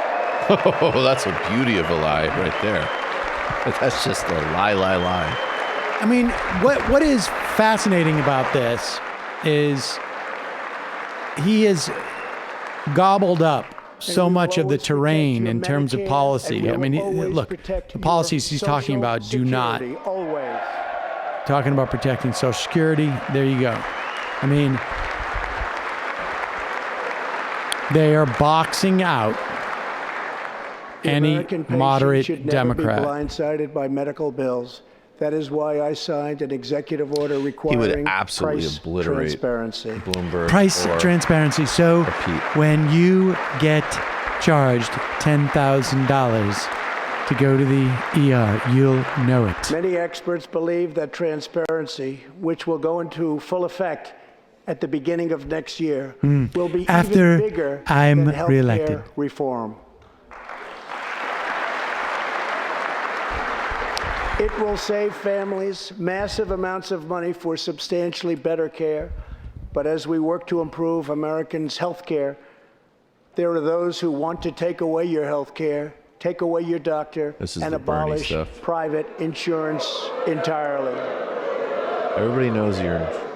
132 lawmakers in this room have endorsed legislation to impose a socialist takeover of our health care system, wiping out the private health insurance plans of 180 million very happy Americans. Oh, that's Those great. watching at home tonight, I want you to know we will never let socialism destroy American health care. Is Pelosi going to applaud for that like she did for Guaido?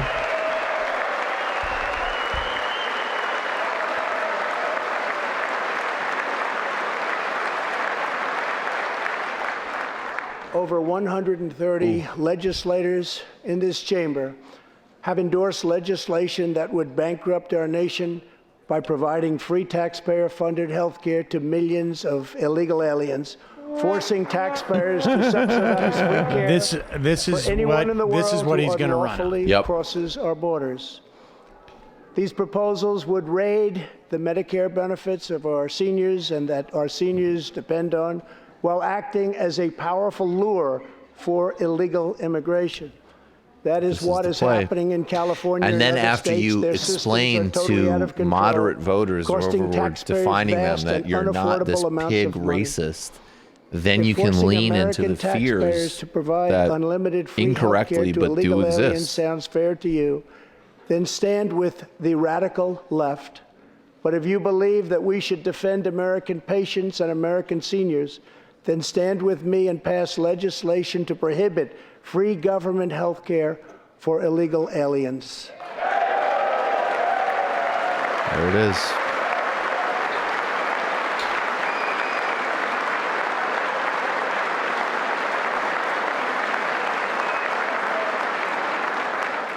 This will be a tremendous boon to our already very strongly guarded southern border, where, as we speak, a The long, walls tall, are- and very powerful wall is being built. It's falling over. Did we read that story about the wall?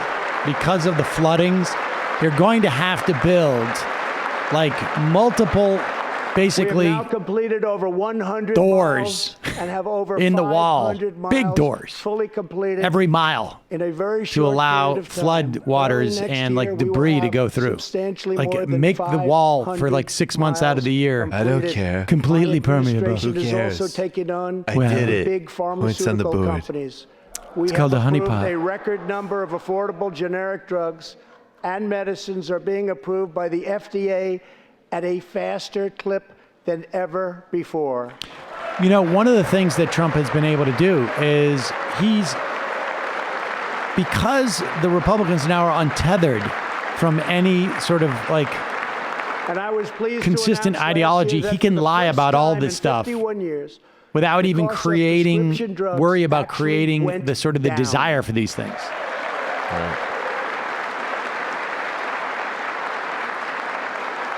And working together, Congress can reduce drug prices substantially from current levels. I've been speaking to Senator Chuck Grassley of Iowa and others in Congress Grassley looks in order pretty to happy get about it. something on drug pricing done Yes. and done quickly and properly. I'm calling for bipartisan legislation that achieves the goal of dramatically lowering prescription drug prices. Get a bill on my desk and I will sign it into law immediately.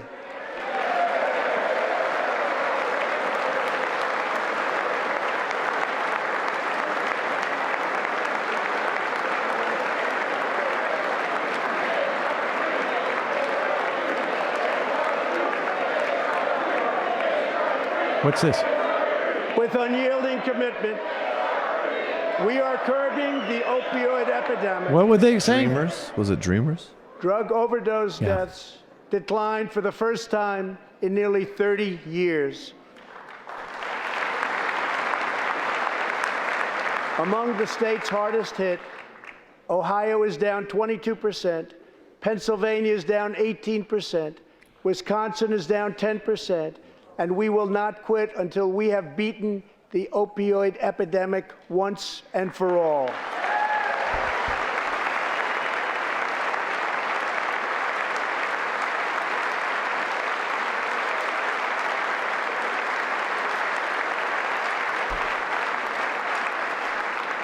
Protecting Americans' health also means fighting infectious diseases.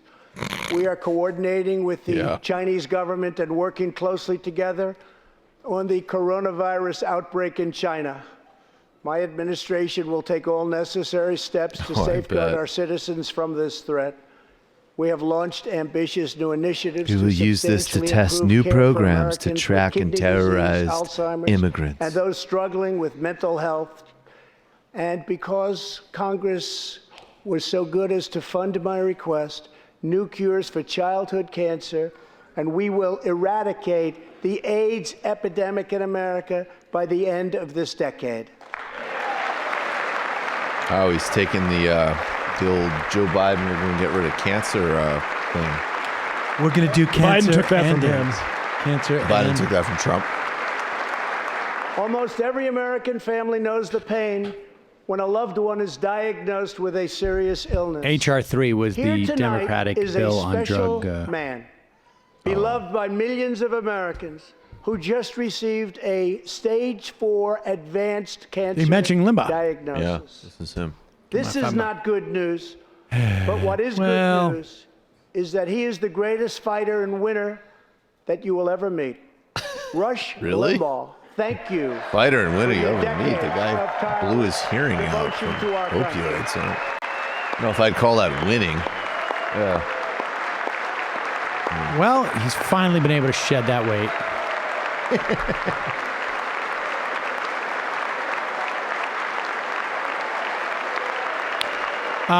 Folks, no one. Well, I'm sure there's somebody, but it's a real race. And Rush, Be real competition to find somebody who's done more damage to this country over the course of the past 30, 40 years. Supposedly, Iowa results are dropping at 10. That you speak so to and that keep you an eye out. inspire, and all of the incredible work that you have done for charity. Oh, with the proud to charity. announce tonight that you will be Oh, all of these receiving our people with the country's friggin' highest charity. Civilian honor, the Presidential Medal of Freedom. Oh, you got to be effing kidding. You got the Medal of Freedom?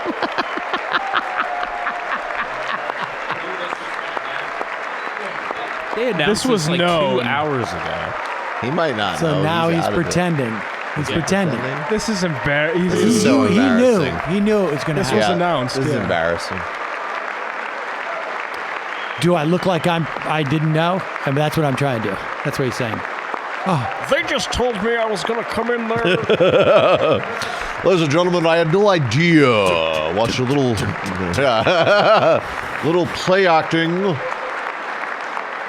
I will now ask I haven't reached a spiritual First peak Lady like of the this United since States terrorizing present teenagers you in the with the Caribbean. honor, please.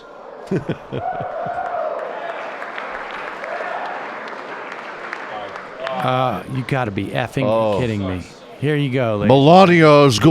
Melania's gonna give him a lap dance. Just the same way Samuel L. Jackson offered Robert De Niro, Bridget Fonda, and Jackie Brown. I'm doing the same for Rush right now.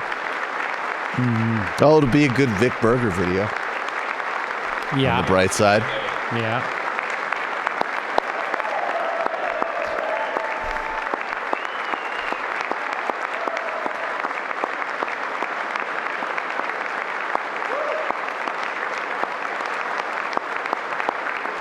Well, I thought that the first section of this speech was terrifyingly effective, and I think that this is the goofiness of this is hopeful is it's not diminishing it, but it's taking Rush it down a few Limbaugh. notches. All right, we get it, you fat fuck. You sit down. Hey, to be Sorry. fair, Sorry, he's lost some his weight. Fair. He's lost some weight. He's lost Fair.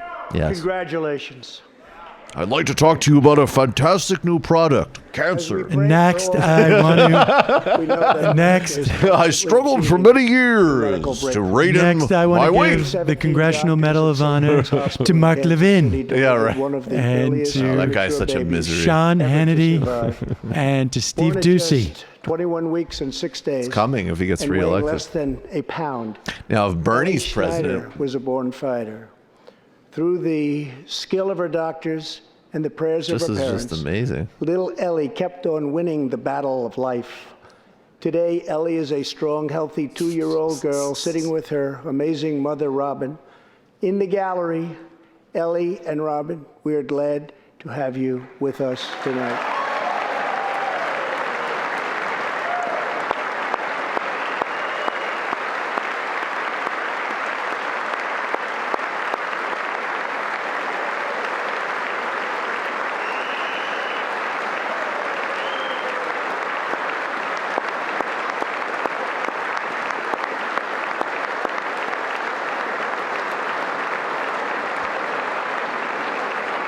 you ever notice how the Tuskegee Airman looks like a most wanted picture? Oh, And sorry. thanks to modern medical wonders, 50% That was of Limbaugh's very old bits. premature babies delivered at the hospital where Ellie was born now survive. It's an incredible thing. Thank you very much. Our goal should be to ensure that every baby has the best chance to thrive and grow just like Ellie. That is why I'm asking Congress to provide an additional $50 million to fund neonatal research for America's youngest patients. I have always been about neonatal research. This is what it is. It's Oprah, right? Totally, it's just like, yeah. look under your seat, $50 million. There you That's why go. I'm also calling upon members of Congress here tonight to pass legislation finally banning the late-term abortion of babies.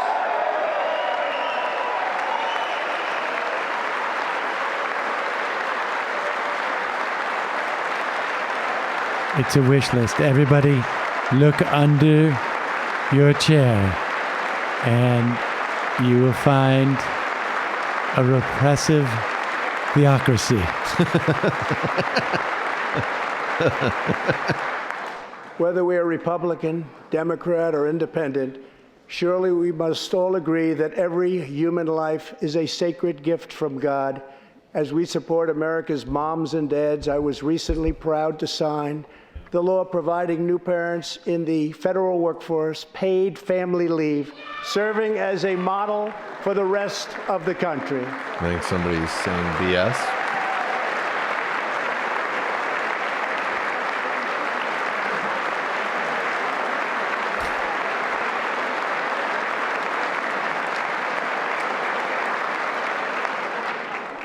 Now I call on Congress to pass the bipartisan Advancing Support for Working Families Act, extending family leave to mothers and fathers all across our nation.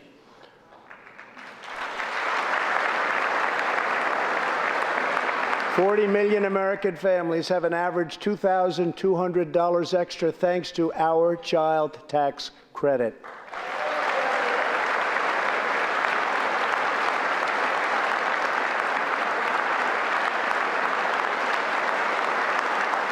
I've also overseen historic funding increases for high-quality child care, enabling 17 states. I mean, to help all more this children, stuff many of sounds which good, have reduced although or that it is eliminated their BS. wait lists altogether. But it shows they're positioning themselves well. And I sent Congress a plan with a vision to further expand access to high-quality child care and urge you to act immediately. To protect the environment, days ago I announced that the United States will join the 1 Trillion Trees Initiative, an ambitious effort to bring together government and private sector to plant new trees in America and all around the world. Yeah. They're nice trees in the park. Nice trees. A lot of trees. That's a great. Who is that congresswoman? We gotta find. That is the meme of the evening right there. We must also rebuild America's infrastructure. I want to know who that congresswoman is. Someone please tweet me.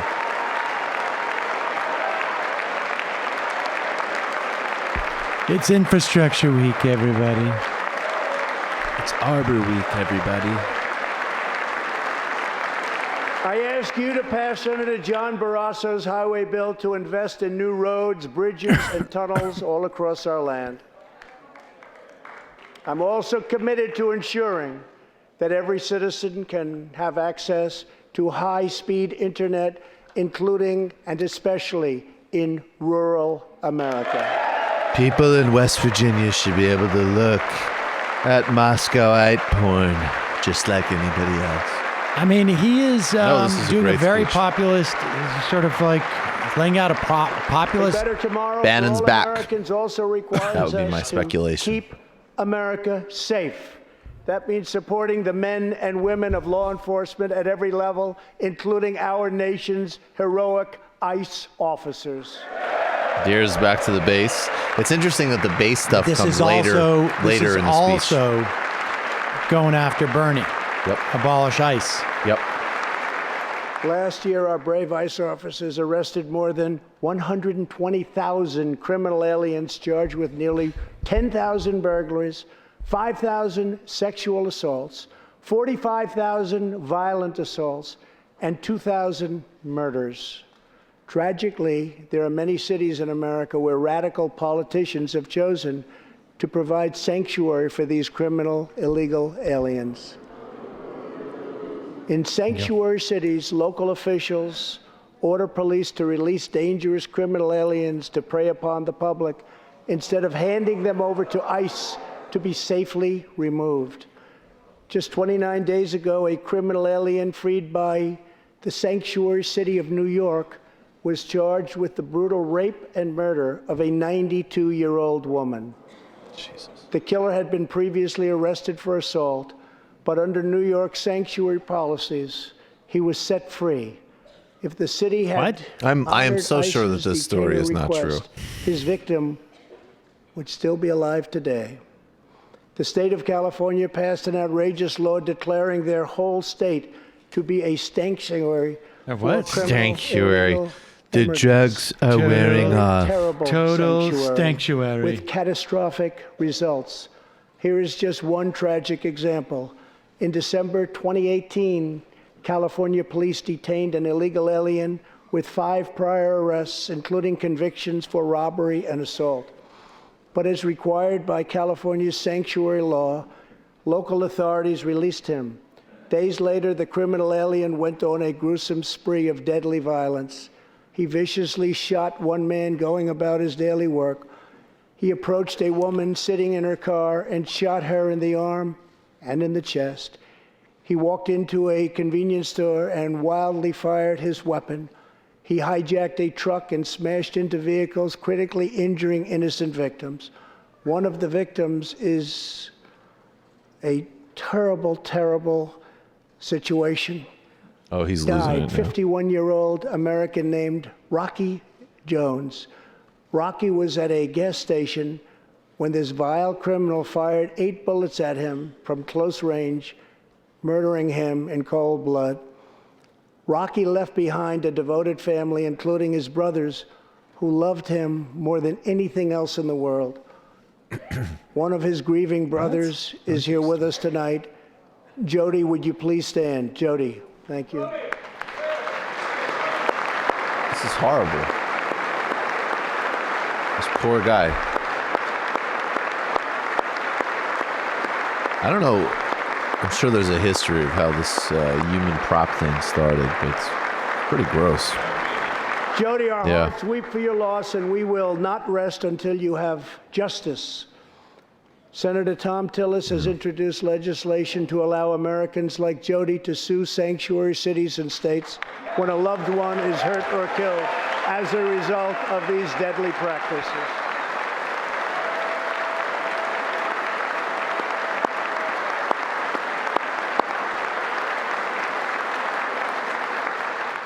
I ask Congress to pass the Justice for Victims of Sanctuary Cities Act immediately. The United States of America should be a sanctuary for law-abiding Americans, not criminal aliens.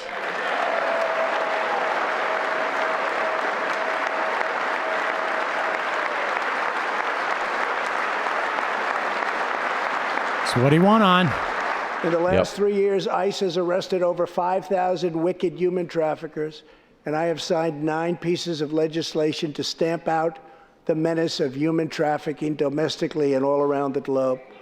My administration has undertaken an unprecedented effort to secure the southern border of the United States.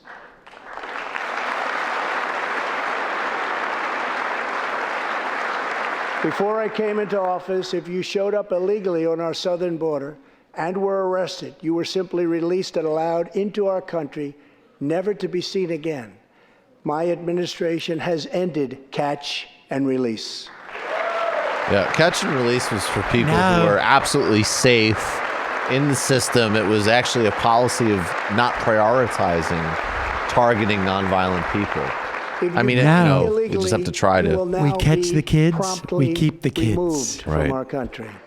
Now we catch them and kidnap them, abuse them, and hold them in concentration camps with their parents. We entered into historic cooperation agreements with the governments of Mexico, Honduras, El Salvador, and Guatemala.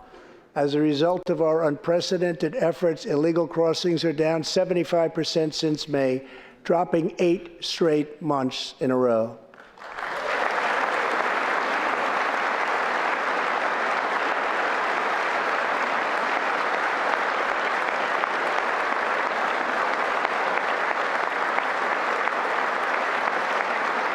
And as the wall rapidly goes up, drug seizures rise, and the border crossings are going down and going down very rapidly. Last year, I traveled to the border in Texas and met Chief Patrol Agent Raul Ortiz.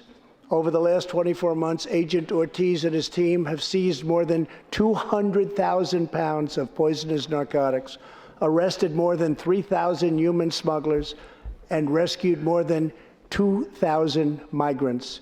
Days ago, Agent Ortiz was promoted to Deputy Chief of Border Patrol, and he joins us tonight. Chief Ortiz, please stand.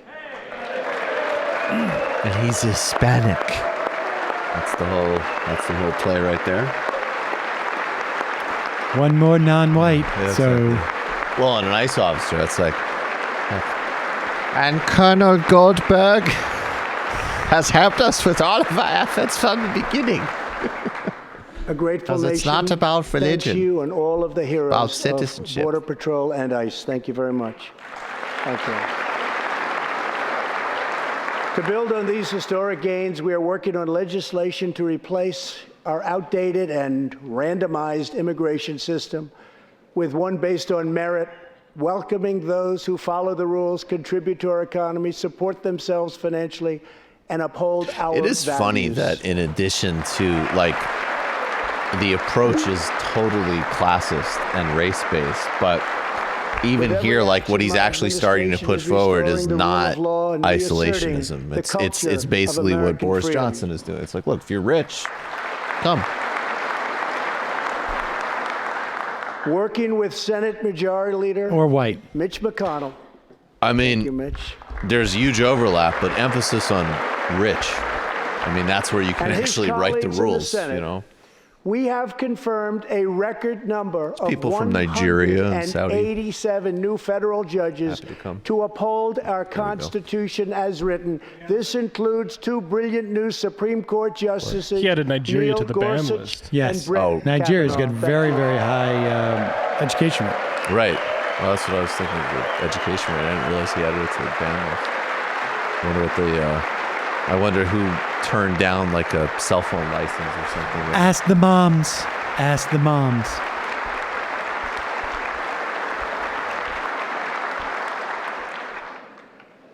And we Ask have the many moms. in the pipeline.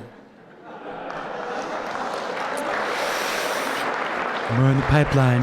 In other words, can't wait for some of you to die in front of me. Liberty, and that includes the constitutional right to pray in public schools.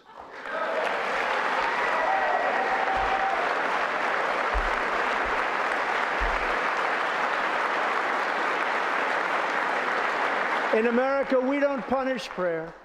We don't tear down crosses. We don't ban symbols of faith.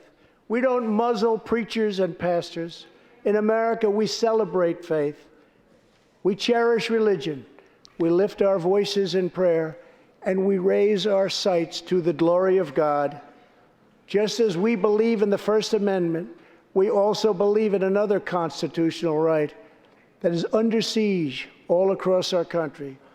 So long as I am president, I will always protect your Second Amendment rights to keep and bear arms.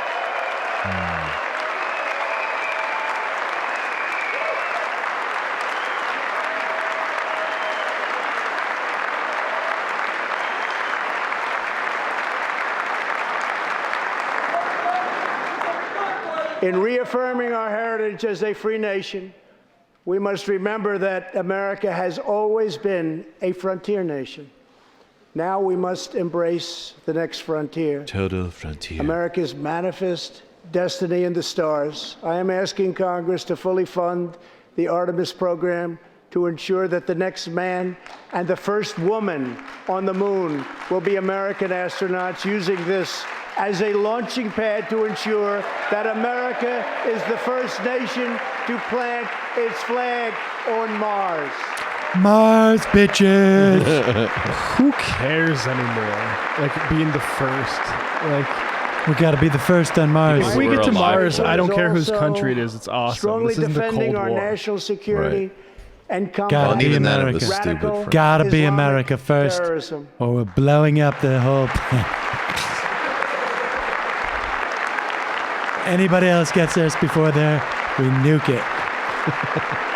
Last week, That's I what the announced Space a Force is groundbreaking for. plan for peace between Israel and the Palestinians. a Recognizing that all proposal past for attempts have permanent failed, apartheid. we must be determined and creative in order I to spent stabilize 45 the region and minutes give on the millions kid of who young wants to people join the chance Space to Force. realize a better future. But let me talk about 3 years this whole ago, Palestinian the Israel thing barbarians for of 35 ISIS seconds. held over Finished, 20,000 did square it. miles of territory Done. in Iraq and Syria. Today, the ISIS territorial caliphate has been 100% destroyed, and the founder and leader of ISIS, the bloodthirsty killer known as al-Baghdadi, is dead.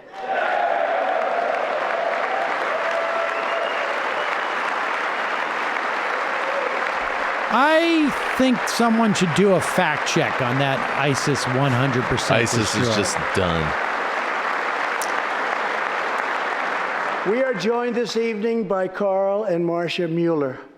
After graduating from college, their beautiful daughter, Carla, became a humanitarian aid worker. She once wrote, "Some people find God in church. Some people find God in nature. Some people find God in love. I find God in suffering. I've known for some time what my life's work is, using my hands as tools to relieve suffering." In 2013, while caring for she owns a suffering massage civilians in Syria, parlor. Just a little Kayla was joke. kidnapped, tortured, and enslaved by ISIS and kept as a prisoner of al-Baghdadi himself. After more than 500 horrifying days of captivity, al-Baghdadi murdered young, beautiful Kayla. She was just 26 years old. On the night that U.S. Special Forces operations ended al-Baghdadi's miserable life, the chairman of the Joint Chiefs of Staff, General Mark Milley, received a call in the Situation Room. He was told that the brave men of the elite Special Forces team that so perfectly carried out the operation had given their mission a name, Task Force 814. It was a reference to a special day, August 14th, Kayla's birthday. Carl and Marcia, America's warriors, never forgot Kayla, and neither will we. Thank you. I hope if something horrible happens to my child, that it is commemorated by naming an assassination squad or assassination after her. What I mean, greater... this is like bread and circus fascism, and I'm not. And again, it's even worse because he's pulling. Like, I couldn't imagine anything worse. So he's having people who have these truly horrifying. Well, Bush did a lot of this too. I'm sure Bush did. Yeah. Uniform demonstrate This is really reminding me of. Heart. I mean, this is very One George of these W. American Bush heroes was Army Staff Sergeant Christopher Hake. On his second deployment to Iraq in 2008, Sergeant Hake wrote a letter to his one-year-old son, Gage. "I will be with you again," he wrote to Gage. "I will teach you to ride your first bike, build your first sandbox, watch you play sports, and see you have kids also. I love you, son. Take care of your mother. I am always with you, Daddy." Oy. On Easter Sunday of 2008, Chris was out on patrol in Baghdad when his Bradley fighting vehicle was hit by a roadside bomb. That night, he made the ultimate sacrifice for our country. Sergeant Hake now rests in eternal glory in Arlington, and his wife, Kelly, is in the gallery tonight, joined by their son, who is now a 13-year-old and doing very, very well. To Kelly and Gage, Chris will live in our hearts forever. He is looking down on you now. Thank you. It's very effective. Oh. And that is why I'm going to launch another ground war in Iran.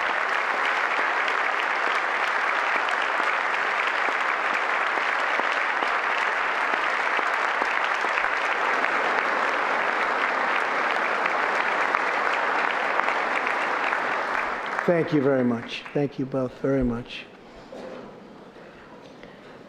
The terrorist responsible for killing Sergeant Hake was Qasim Soleimani, You got that? who provided You the saw that? deadly roadside bomb Look at the that took tweet I Chris's sent. life. Sorry. Soleimani So was stupid, the it's great. Iranian regime's most ruthless butcher, a monster who murdered or wounded thousands of American service members in Iraq. As the world's top terrorist, Soleimani orchestrated the deaths of countless men, women, and children.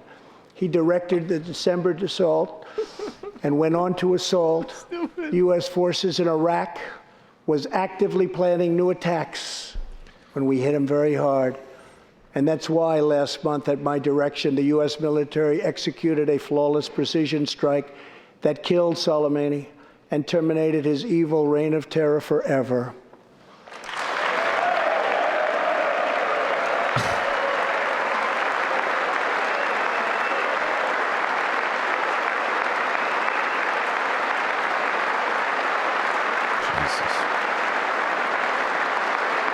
message to the terrorists is clear.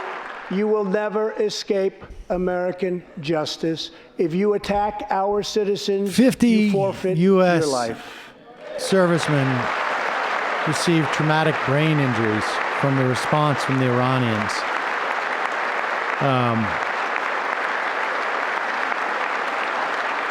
In recent months, So I we hope have the seen value of that proud Soleimani Iranians raise attack their was voices against their sufficient. oppressive rulers. The Iranian regime must abandon its pursuit of nuclear weapons, stop spreading terror, death, and destruction, and start working for the good of its own people. Because of our powerful sanctions, the Iranian economy is doing very, very poorly. We can help them make a very good and short-time recovery. It will all go very Short-time quickly, but perhaps they are recovery. too proud or too foolish to ask for that help. We are here. I wish Vic Burr could Let's edit see this in which real road time. they choose. It is totally up to them.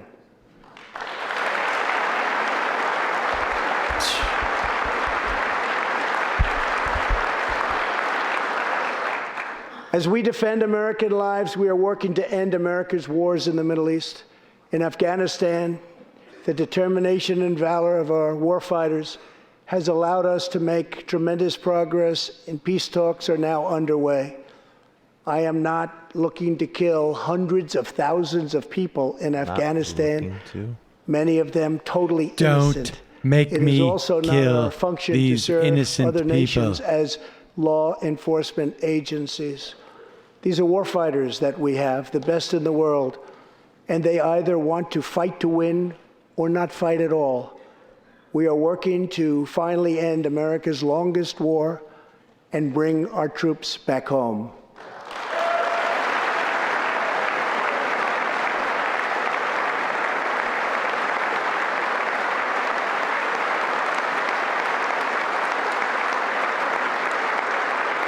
War places a heavy burden on our nation's extraordinary military families, especially spouses like Amy Williams from Fort Bragg, North Carolina, and her two children, 6-year-old Eliana and 3-year-old Rowan. Amy works full-time and volunteers countless hours helping other military families. For the past 7 months, she has done it all while her husband, Sergeant First Class Townsend Williams, is in Afghanistan on his 4th deployment in the Middle East. Amy's kids haven't seen their father's face in many months. Amy, your family's sacrifice makes it possible for all of our families to live in safety and in peace, and we want to thank you. Thank you, And you Amy. can't imagine the incredible way we're monetizing that. We're making so much money. And so your misery is not in vain. I'm so rich now because of you. Look, you get to have my wife touch you. But Amy, And I'm there is wealthy. one more thing. Tonight we have a very special Oh, and surprise. Rush wants to call you a slut. I am thrilled to inform you that your husband is back from deployment. He is here with us tonight. Look under your seat. I'm the Oprah. This has turned into like the It's- Trump I'm Taj telling you, Mahal, like it's- Atlantic City, like variety. It's a fucking like Oprah. Patriot variety. He's been doing the whole thing all night. $50 million for your program. You're going to get the money. And here's your husband. Look it. I've improved the lives of 5. So let's overlook the immiseration of thousands upon thousands. Welcome back to the Sunset Strip, Washington, D.C. for a night of variety. It's gonna poll well, though.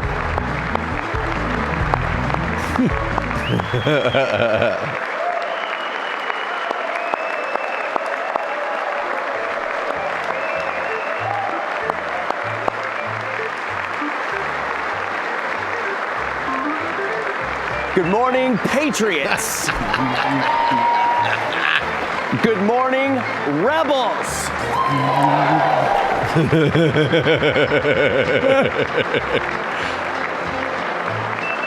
Who's laughing now, Sam? Oh, shit. You know what's depressing is that might have come full circle in a way.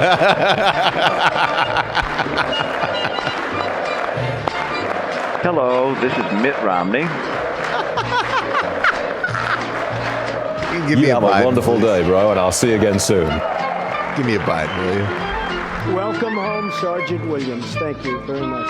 As the only lifeguard in the project. As the world bears witness tonight, What's the other one? America is a land of heroes. Did a hell of a job of your job. Greatness is born, their destinies are forged, and where legends come to life. This is the home of Thomas Edison and Teddy Roosevelt. Thomas Edison. Of many great generals, including Washington. Oh my God. Patton and MacArthur. McGee. Is Edison a military man? Yes. And Edison, who designed the light bulb bomb. Harriet Tubman. The Wright brothers. Neil Armstrong. And so many more. Harriet Tubman, who the country didn't exactly where look like children Tyra learn Banks, like Wyatt but she Earp, did some great things. Davy Crockett. And Davy Danny Oakley. Crockett was one. This is the place Daniel where the Boone. Pilgrims landed at Plymouth, and There where was Texas patriots made their last stand at the Alamo. There was John Wayne. Johnny Appleseed. John Wilkes Booth. Oh, wait, The American sorry. nation was carved out of the vast frontier Lincoln was by a the Republican, toughest, by the way. strongest, fiercest, That guy from and most Silence of the determined men and Lambs. women ever to Hannibal walk on the face Buress. of the earth. Our ancestors Lieutenant were Andrea able to Bocelli. flee the wilderness, settled the Wild West, lifted millions Settled from the Wild poverty, West. disease, and hunger. Committed a little gentle genocide. They did it with blankets. The world to new They did it with heights. blankets. It was unbelievable. So what they did was because you think you go in with guns and rockets and you kill him, and you say, "Hey, you feeling a little cold?" Gave him a blanket. Want to lie down? Let's make this comfortable. How about you lay down and rest, Mr. Native American? Ever to Here, exist in take a every nap, human Engine Joe. history, and we And it are had making it smallpox. greater than ever Who can before. forget Helter Skelter? Who can forget Helter Skelter? I mean, it's amazing when you look at history.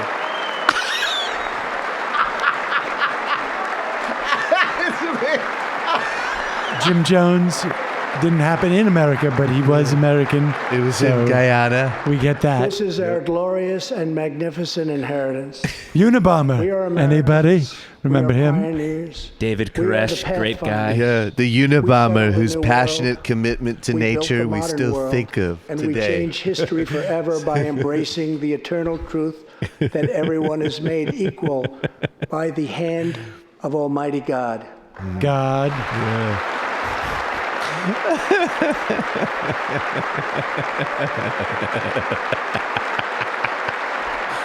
Oh, Timothy McVeigh. I forgot that guy. Timothy McVeigh, not exactly a looker, America but a is the very place brave where anything guy. Can happen. Took a lot of bravery. America Took a lot is of the place courage, a lot of where guts. anyone can rise. And here, on this land, on this soil, on this continent, the most incredible dreams come true.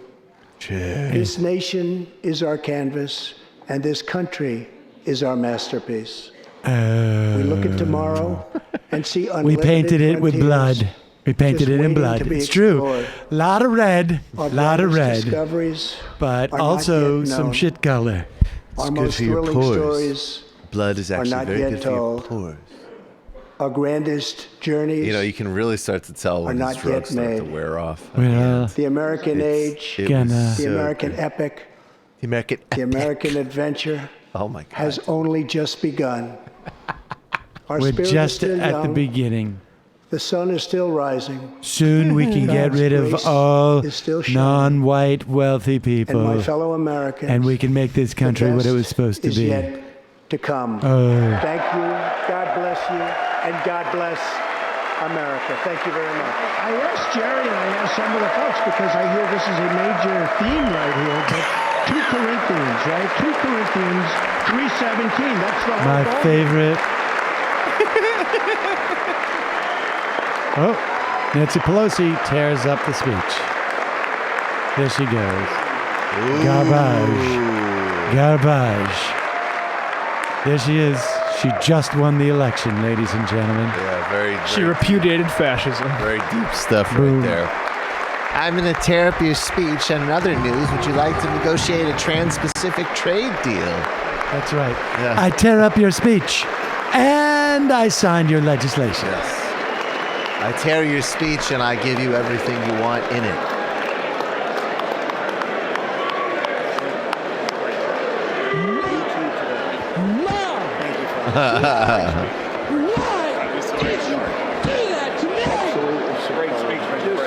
And I asked Jerry and I asked some of the folks because I hear this is a major theme right here, but 2 Corinthians, right? 2 Corinthians 3:17. That's the whole ball game. It's a whole ball game. Let's switch. What's going to be the most annoying to watch, right? I mean, we know. Should we look at CNN or should we look at MSNBC? CNN? Yeah, MSNBC is going to be too painful, right? Yes. It's all painful. No, they won't. They don't care. We can take a couple of clips. They just worry about the stream. They just worry about the live the streams. They don't care about their shows. So, folks, I mean, there it is. You know, I think we got a preview of what he's going to run on. Oh yeah. But let's be clear, in the context of a one-on-one election with somebody, he's not going to be able to get away with it. But we clearly have a sense of what he thinks is going to resonate. And the big ones that you hear people talk about quite a bit, allowing prisoners to vote, abolishing ICE, providing health care for undocumented immigrants. The tough one now, made tougher by Joe Biden and Pete Buttigieg, is the private health insurance. But that debate I would welcome, because I think the vast majority of Americans, when they hear the other side of that, are going to feel okay about it. I do think the vast majority of Americans, when they hear the idea of prisoners voting, it's not. I am not expressing my opinion here, but I think the majority of Americans are against that. I think the majority of Americans, probably to the extent that they are engaged in the issue, are against the idea of abolishing ICE. Now, legislatively, there are things that you can do and get away with because of the level of which people place priorities on these issues that become a liability electorally. In other words, you are never going to win an election on net neutrality, for instance. However, when it actually comes up in the course of governance, all you needed was 3 million committed people, and that's a lot of people to write into the FCC. And at least during the Obama administration, they make net neutrality reality. There is a difference between something that has salience as an electoral issue and something that is doable in a legislative or in a governance perspective. So those are our liabilities there, I think. Yeah, let's go and see what they're doing here. From Philadelphia. We've seen the type of thing where a war who is hero giving like the the response? Tuskegee Do we Airman know? Brigadier General I have no clue. Mcgee. We've seen that I have honored, and that was a Bernie's lovely moment to cute, have a 100 Yeah, I mean, we're going to look at Bernie's, Tuskegee right? Airman I mean, there with his grandson who wants to be Here's in the Jake Space Force. Tapper talking about the...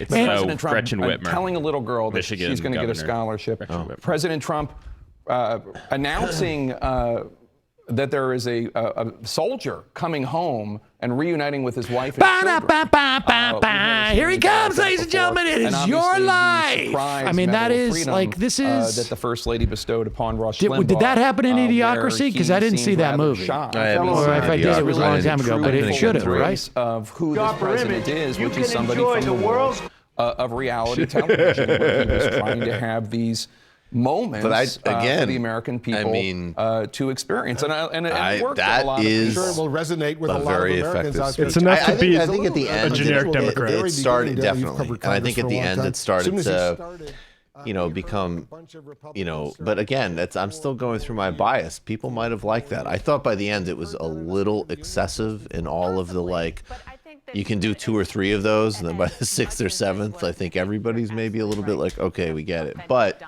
the first 45 minutes of that speech, no, and as I say, I'm probably in Chapter wrong. 7 of Blaming of the Electorate, I can tell you that we go over very extensively it's a the value of look under your seat. There's your husband.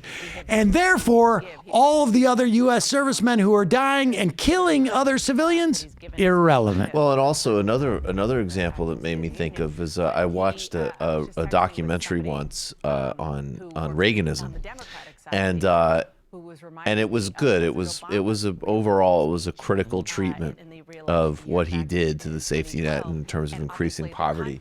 But one of his defenders, I believe, I forget who said, they had this anecdote where basically Reagan was watching TV at the White House and he saw a news report on a family that was immiserated because of his policies. So he was upset. He sent them a personal check.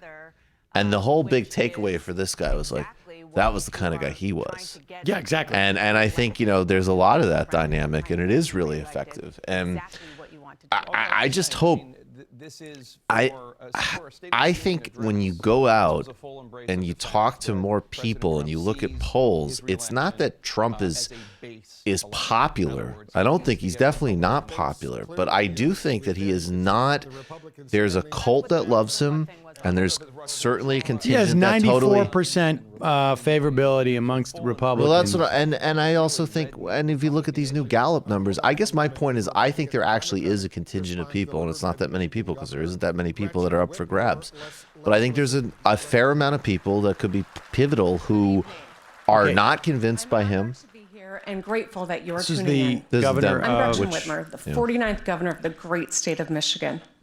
Tonight, I'm at my daughter Sherry and Sydney's public school, East Lansing High School. Oh, that's good. We're You're here going today after with DeVos. families and parents, teachers, and most importantly, students.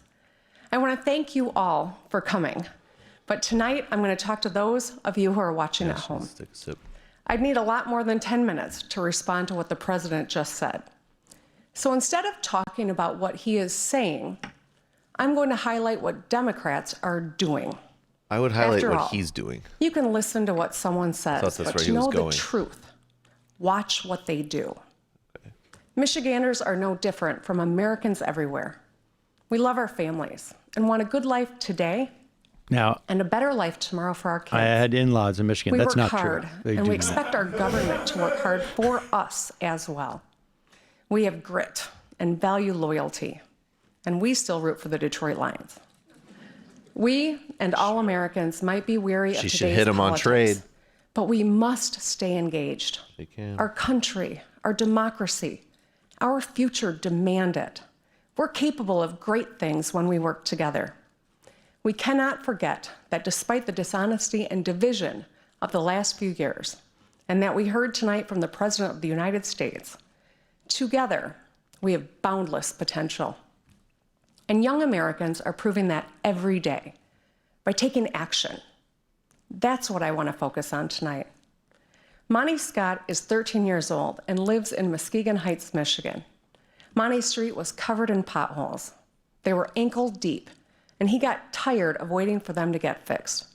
So he grabbed a shovel and a bucket of dirt and filled them in himself. Oh, come on. Let me tell you about the failure of government. Fix the damn roads, because blown tires and broken windshields are downright dangerous. And car repairs take money from rent. Are you? This is what they do every fucking we, year, the Sam. Democrats, This is are what they do. doing I'm something sorry to about have it. an outburst, but In this is Illinois, always Governor J.B. Pritzker what they do. Passed a multi-billion This is dollar plan tested. to rebuild their roads This and is bridges. generic. I get Governor it. Phil It's a Murphy woman is governor replacing who's lead from a pipes in Republican New Jersey. state that All right, Trump she's won. talking All about across the country, Democratic leaders governors are rebuilding are bridges, doing fixing infrastructure. roads, expanding broadband, and cleaning up drinking water. Oh, I don't know Everyone about- you in wanna this talk country about that in benefits Michigan. when we invest in infrastructure. Congressional Democrats have presented proposals to keep us moving forward. But President Trump and the We are not Republicans in moving the Senate forward, are though. blocking This the would be path. literally the only time. When it comes to Could you infrastructure, just at least for this Monty one has tried just to do say more he's a with corrupt shovel and a liar? pile You of can't dirt believe a word he than the says. Republicans in D.C. have with the Oval Office and the U.S. Senate. Oh, Bullying people on Twitter doesn't fix bridges. It burns them. Our energy should be used I don't know if to that's true. solve There's a problems. lot of you're right. we've And it's how many hard for focus healthcare groups have been like I- just For wish me, he was for some I'm better on projecting Twitter. myself. Healthcare is Some people personal, care, for sure. not You're right. political. When I was 30, I became a member of the sandwich generation. That means I was sandwiched between two generations of my That own you? family for whom President. I was the primary caregiver. Except for it happened to me I was holding down a 18 new years job, later. caring for my newborn daughter, as well as my mom at the end of her brain cancer battle. Gretchen I was Whitmore up here. all Bad night with timing, baby, Sam. And during the day, I had to fight my mom's insurance In company when Michigan, they we get wrongly married denied at her coverage 19. for chemotherapy. You know, wait was until hard. we're in our deep It into our exposed 30s. the harsh you realities idiot. of our workplaces, our healthcare system, and our And child have care your system. second kid when And you're it changed me.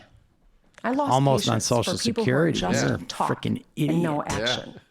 So as a state senator, I worked with a Republican governor and legislature to expand health care coverage. You know what? To more than This is 680,000 Michiganders under the Affordable Care Act.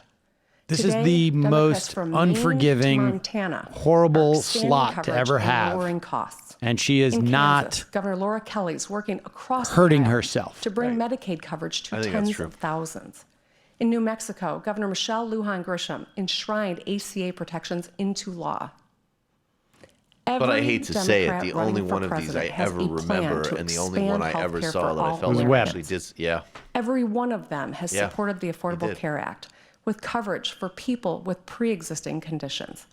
Was They may last have year different Kennedy? plans, And Kennedy was but the goal horrible. is the same. But I mean, you know, Stacey Abrams and then President Trump, sadly, Kennedy has the a last 2 different years, they plan. both were nothing. I mean, I He's think this asking the was courts probably to better. rip those life-saving protections away. But she's not It's pretty talking simple. to us. Democrats are trying to make your health care better. Republicans in Washington are trying to take it away.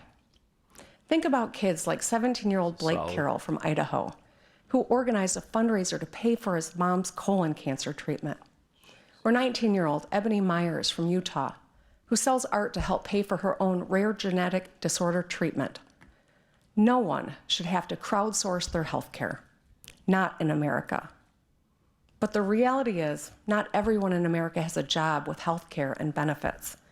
In fact, many have jobs that don't even pay enough to cover their monthly expenses.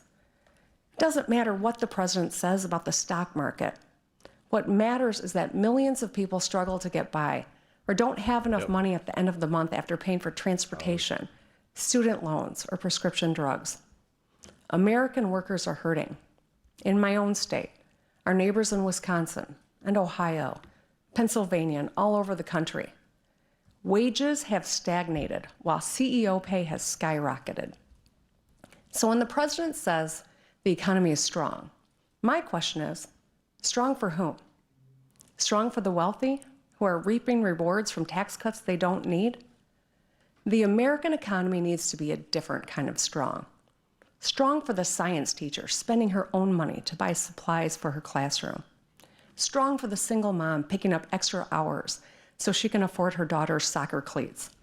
Strong for the small business owner who has to make payroll at the end of the month.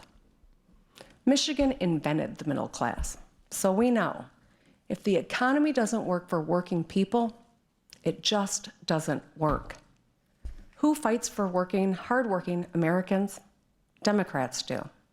In the U.S. House, Speaker Nancy Pelosi and Democrats passed a landmark bill on equal pay, another bill to give 30 million Americans a raise by increasing the minimum wage, and groundbreaking legislation to finally give Medicare the power to negotiate lower drug prices for America's seniors and families. Those 3 bills and more than 275 other bipartisan bills are just gathering dust on Senate Majority Leader Mitch McConnell's desk. Senator McConnell, America needs you to move those bills. Meanwhile, Democrats across the country are getting things done. Pennsylvania's Governor Tom Wolf is expanding the right to overtime pay. Michigan is too. Because if you're on the clock, you deserve to get paid.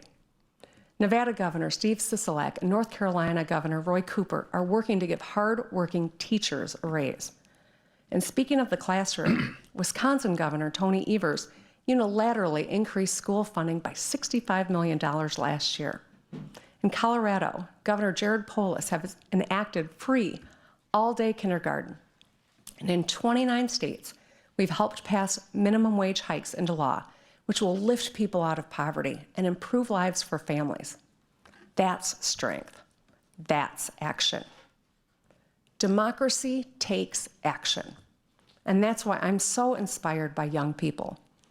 They respond to mass shootings, demanding policies that make schools safer. They react to a world that's literally on fire with fire in their bellies, to push leaders to finally take action on climate change. They take on a road filled with potholes with a shovel and some dirt. It's what gives me great confidence in our future. And it's why sometimes it feels like they're the adults in the room. But it shouldn't have to be that way. It's not their mess to clean up. It's ours.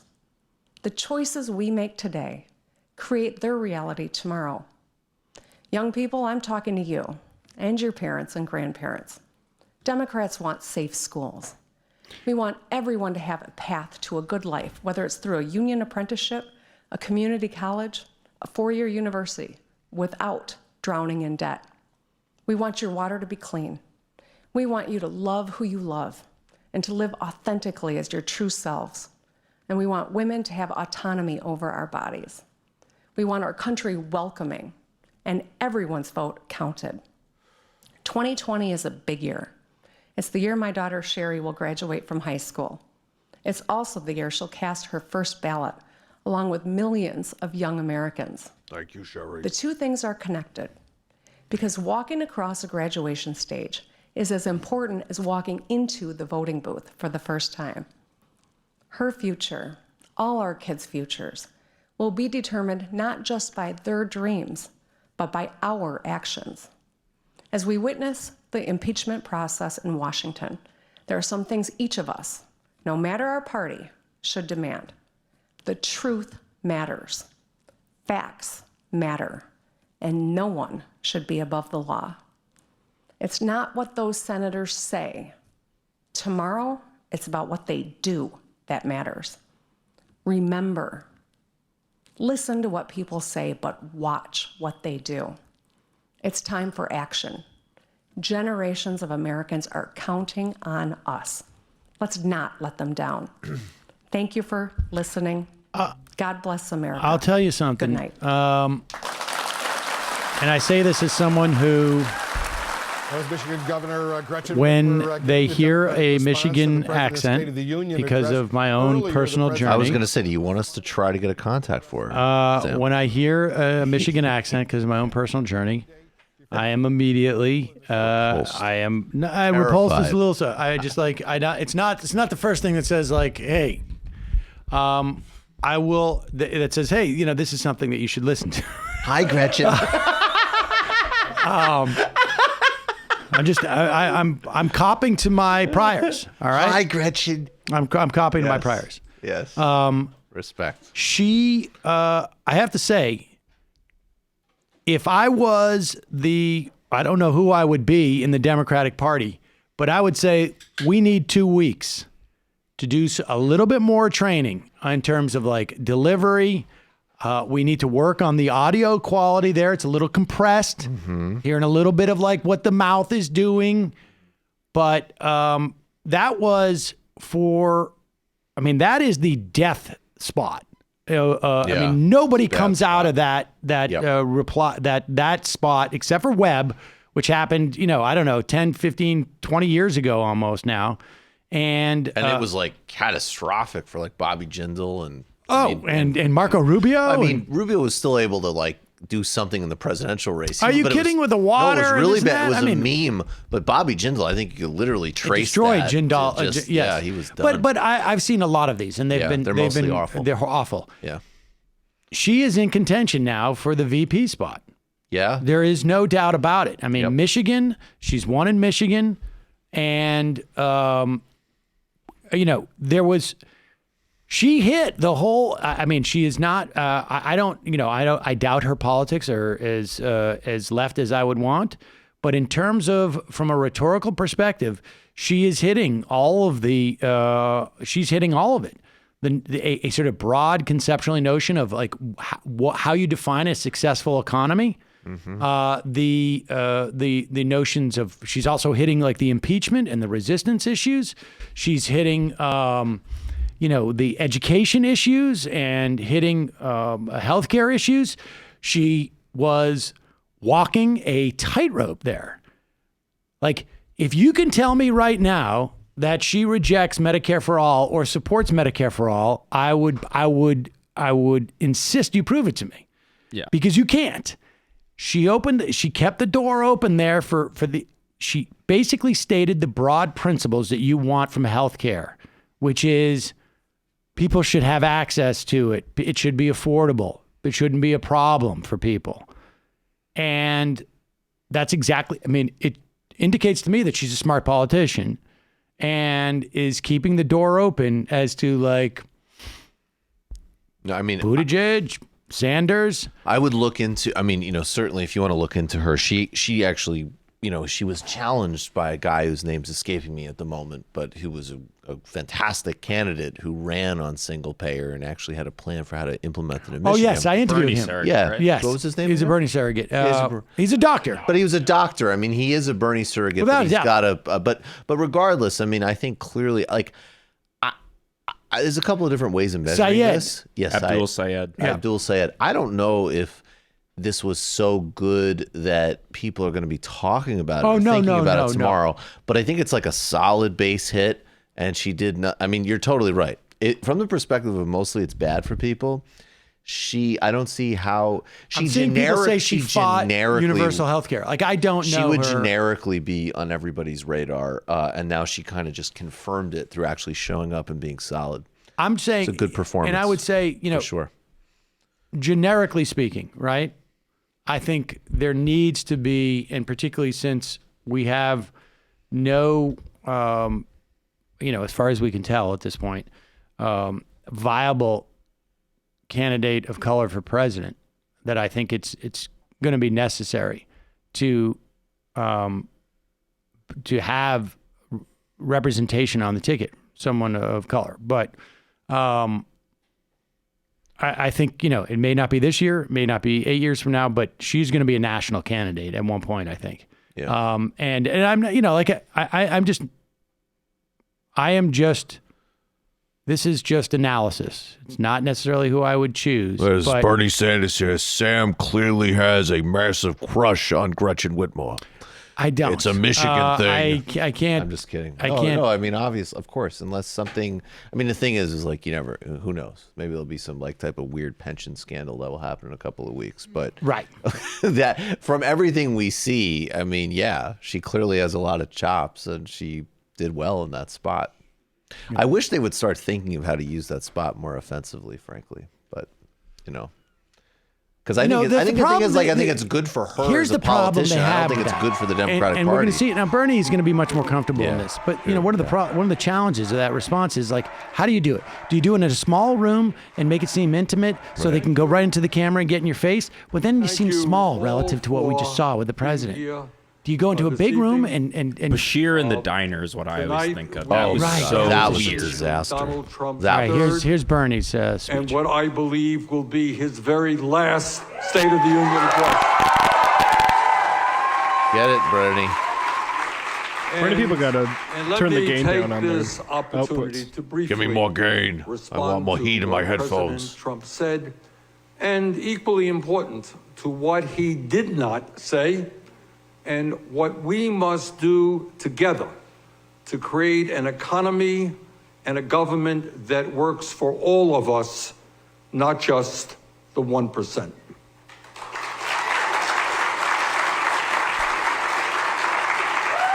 As all of you know, tonight and on many other occasions, President Trump has told the American people that the economy today is booming like it has never boomed before. This is great.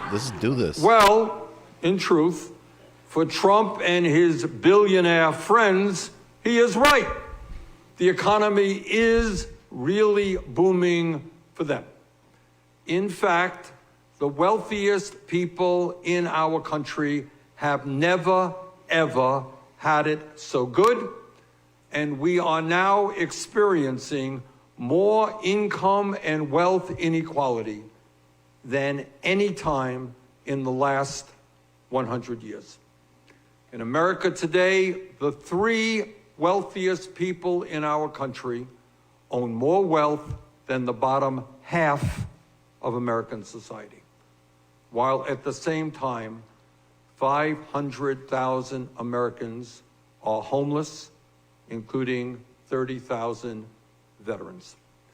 In America today, the top 1% earn 49% of all new income, while half of our people are living paycheck to paycheck, struggling to pay the rent, to put food on the table, to provide childcare for their kids, or even to go to the doctor. In America today, hundreds of thousands of bright young people cannot afford to go to college. Millions are struggling with outrageous levels of student debt.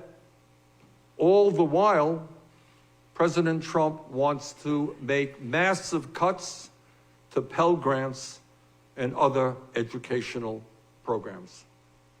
And this is what Trump really means when he talks about a booming economy. This is what he really means. Since he has been in office, billionaires in America have seen their wealth increase by $854 billion, a 37% increase. In other words, the very, very, very rich are becoming even richer. Meanwhile, wages for the average American worker have gone up by all of 17 cents an hour over the past year, after adjusting for inflation. Walter Block action right there. An increase of less than 1%. Exactly. Here But is your Trump's 401k went up. booming economy.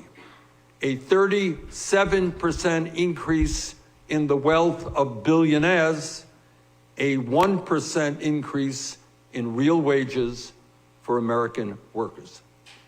And thanks to Trump, for the first time in the history of this country, this is quite unbelievable, but billionaires now pay a lower effective tax rate than the average working person in this country. Because I'm Can you smart. believe that?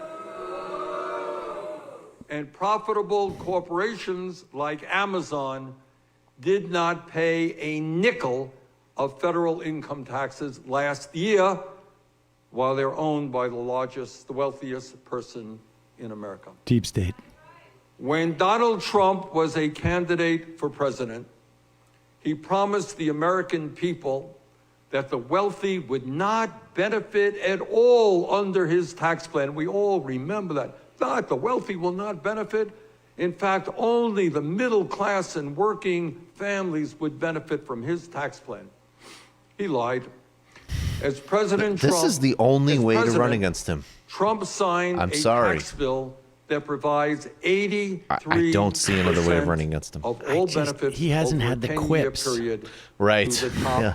1%. What about the clever asides about his hair in the Donald Trump blizzard? said he would That's how you protect do it. manufacturing Good luck with your hair in a blizzard. Michigan, Wisconsin, Ohio, Because my hair, there's Indiana, nothing to laugh and about when it shakes. He lied.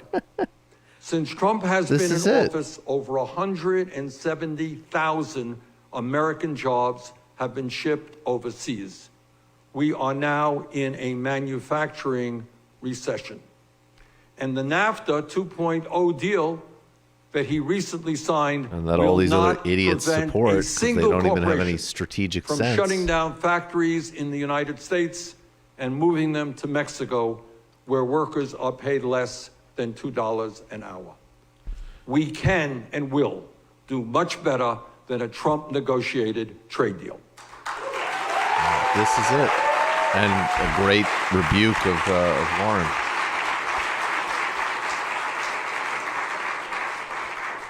No, President Trump, this is not the strongest economy we've ever had when 87 million Americans are uninsured or underinsured, and millions of Americans have lost their health insurance, President Trump, since you have been in office. This is not a booming economy when the pharmaceutical industry continues to rip off the American people by charging us the highest prices in the world by far for prescription drugs, and when 1 out of 5 Americans can't afford the medicine their doctors prescribe. Can you imagine that? People go to the doctor, they are sick, and they can't even afford to fill the prescriptions their doctors prescribe. In his remarks tonight, Donald Trump talked about the need for America to have the, quote, most affordable, innovative, and high-quality healthcare system on earth. He continued, "We will always protect patients with pre-existing conditions," end quote. Really? This is great. How gullible do you think the American people are? This is the same president who came 1 vote away from throwing 32 million Americans off the health care they have and ending the Affordable Care Act's protection for pre-existing conditions.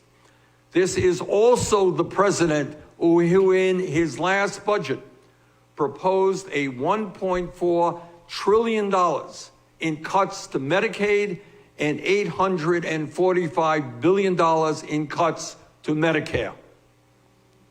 This is not a booming economy when half of older Americans have no retirement savings and no idea how they will ever be able to retire with any shred of dignity. Now, as important as it is to respond to some of what President Trump said tonight, it is equally important to discuss what Trump refused to talk about. In the year 2020, how can a president of the United States give a State of the Union speech and not mention climate change?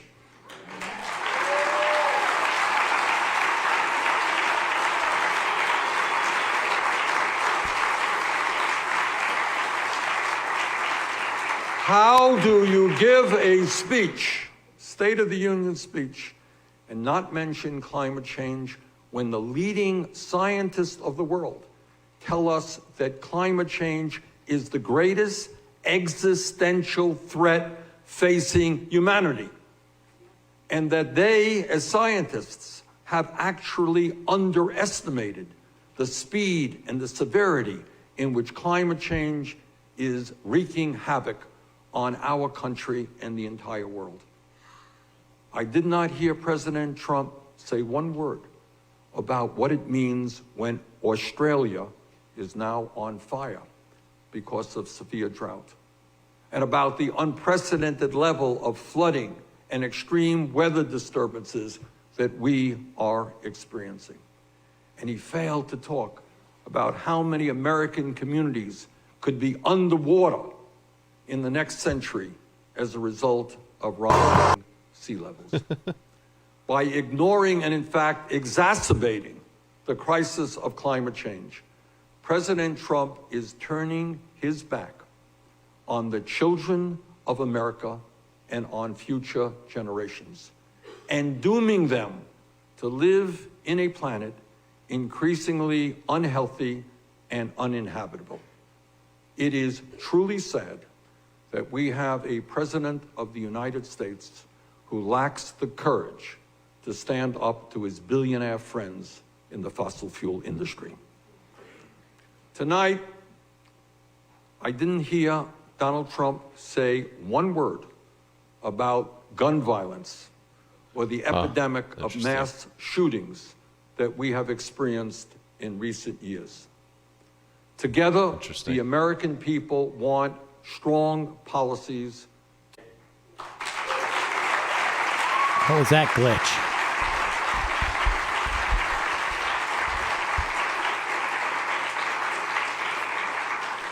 Now, if I might, let me share a little bit of good news with you.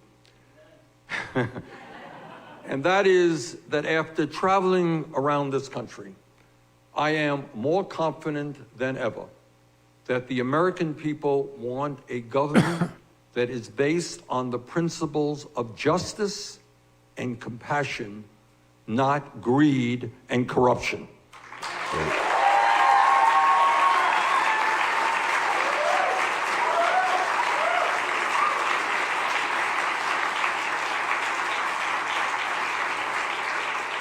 Instead of throwing 32 million Americans off of their health insurance, as Trump wants to do by repealing the Affordable Care Act, the American people understand that health care is a human right and not a privilege.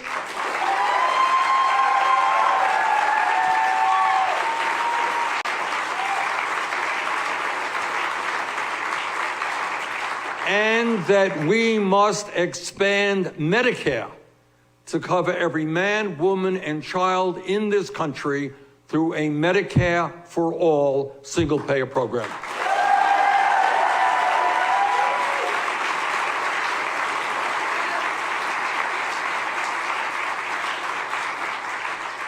Now, Donald Trump may not like government health care, but Medicare is the most popular health insurance program in this country, and the time is long overdue for expanding it to cover all of our people.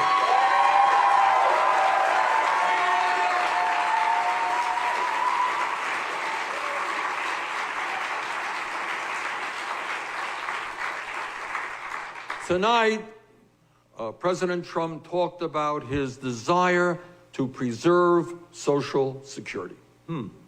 Funny, that's not what he said last month when he was in Davos with his billionaire friends. This is great. And talked about Run against the need the establishment, to cut baby. back on entitlement programs. So we say to the president, instead of trying to cut Social Security, we must expand Social Security benefits. I'd like him to use that same frame with cutting the ACA and expanding Medicare. Citizen in this country can live with the dignity they deserve. Maybe some people and every could get that American message with out. a disability can live with a security they need. That's a really good idea. He just released a very good plan for people with disabilities as well in the last couple of days. Instead of more tax breaks for billionaires and Wall Street And when you think about it, executives, basically, we are going to raise the minimum wage to a living wage, $15 an hour. Most humans are simply temporarily able. Those issues will affect every human being, mostly. We are going to provide equal pay for equal work. Everybody's got an audio issue. Oh, is that it? And we are going to make it easier for workers to join unions.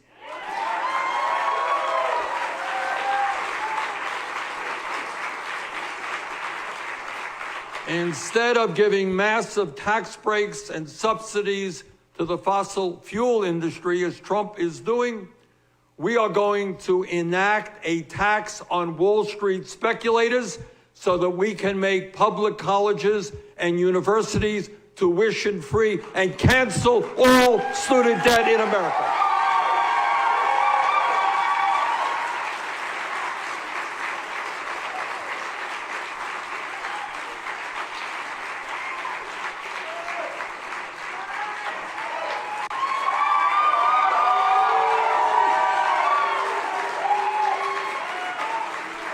Bernie looks like his internals for Iowa corporate look welfare good.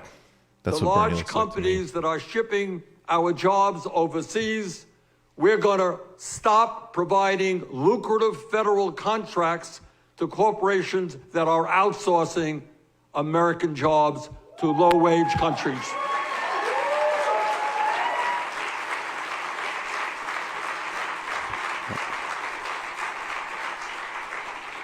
Instead of demonizing the undocumented, we are going to pass comprehensive immigration reform and a path toward citizenship for the undocumented.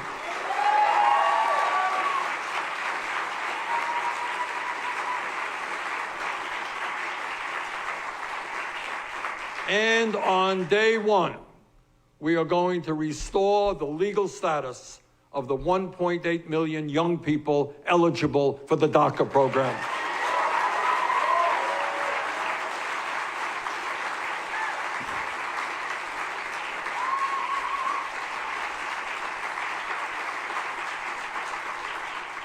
And in the richest country in the history of the world, we must not continue having more people in jail than any other country on earth because of a broken and racist criminal justice system.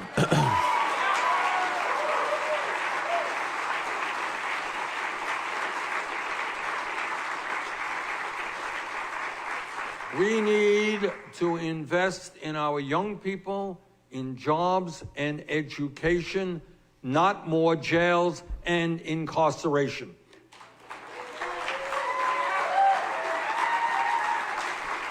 And when we talk about criminal justice... Hi, I'm Mike Bloomberg. He isn't as rich as me, and you people should stop using e-cigarettes. And I'll legalize see you in November. in every state in this country.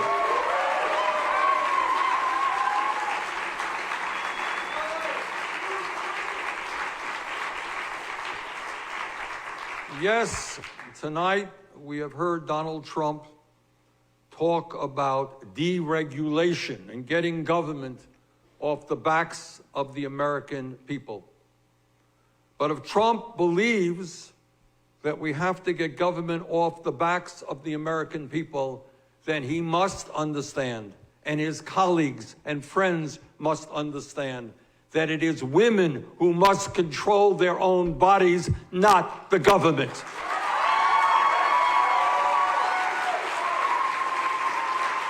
This is really solid. All of it.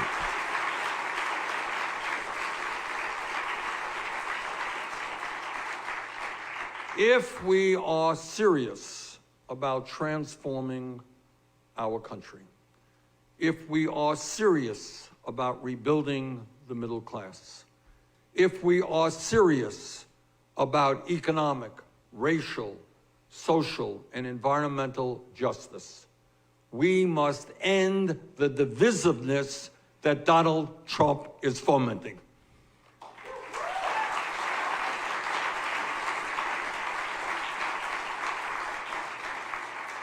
We must bring our people together, black and white, Latino, Native American, Asian American, gay and straight, and create a government based on the principles of justice. This is an unprecedented moment in American history. Let us go forward together. Thank you all very much. Good speech. Yeah, that's Does one he of have the a best I've ever teleprompter seen. there? I don't see one. Jane's holding up a notebook in the front row. I mean, he's in the midst of a campaign, and you get this speech down. But did he just? Oh no, there's a teleprompter. Okay, I was going to say teleprompter. That would have been. I'm only human. Well, I that would have been honestly like freakish. If he was doing that all by memory. Yeah, this was like, no, check this out, Sam. The top 1% of the top 2%. I can't even remember by the 3%. the opening of the show, and I've done it now for he did 6 years in a row. I think. Well, that would be on the other end. Right. That was great. That was a good speech. That was that might That could be the best one I've seen him give, actually. I mean, he's not, he's never bad, but he's not like the best speaker ever. But that was I think it's good. I think he's got the humor, the smiles, the air quotes. It's important. It does feel that there's a couple of things I've noticed in terms of what Bernie has been doing in terms of his speeches.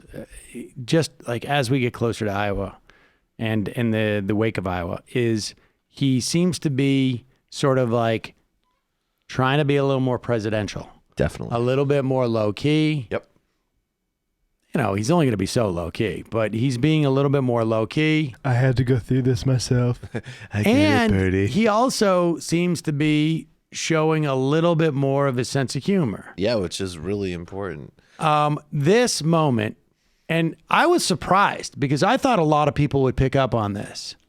And when I went to MSNBC, I mentioned it. And, when I get on MSNBC, somebody had tweeted out, like, I like waiting up at night for when Chris Hayes is allowed to bring his friends over to his dad's house, and there could be a couple of like progressives on. Honestly, that's actually really. It was. I mean, it was like literally like, oh, it's Mountain past 10 Dew Code o'clock. Red's in the fridge. Yeah, exactly. Like, we just got to go straight down to the basement, all right, and then we can smoke some pot. And I said it to Hayes. Then you can talk about the app. Then you that can make a critical comment about the app business. in 2004, I think Hayes was. I mean, he was writing at the time, but he didn't remember this. I remembered this quite a bit. And I noticed it. At first, I thought it was weird, and then I realized what he was doing in real time the other night.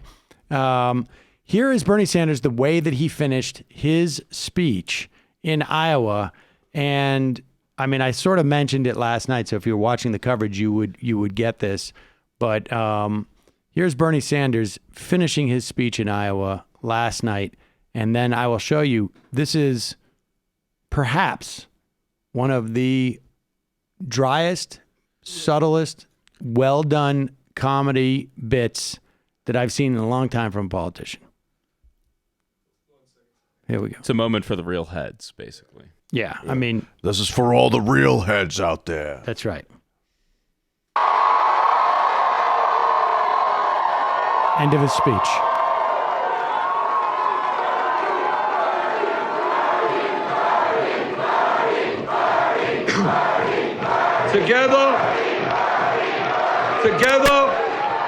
Together with the strongest grassroots movement this country has ever seen,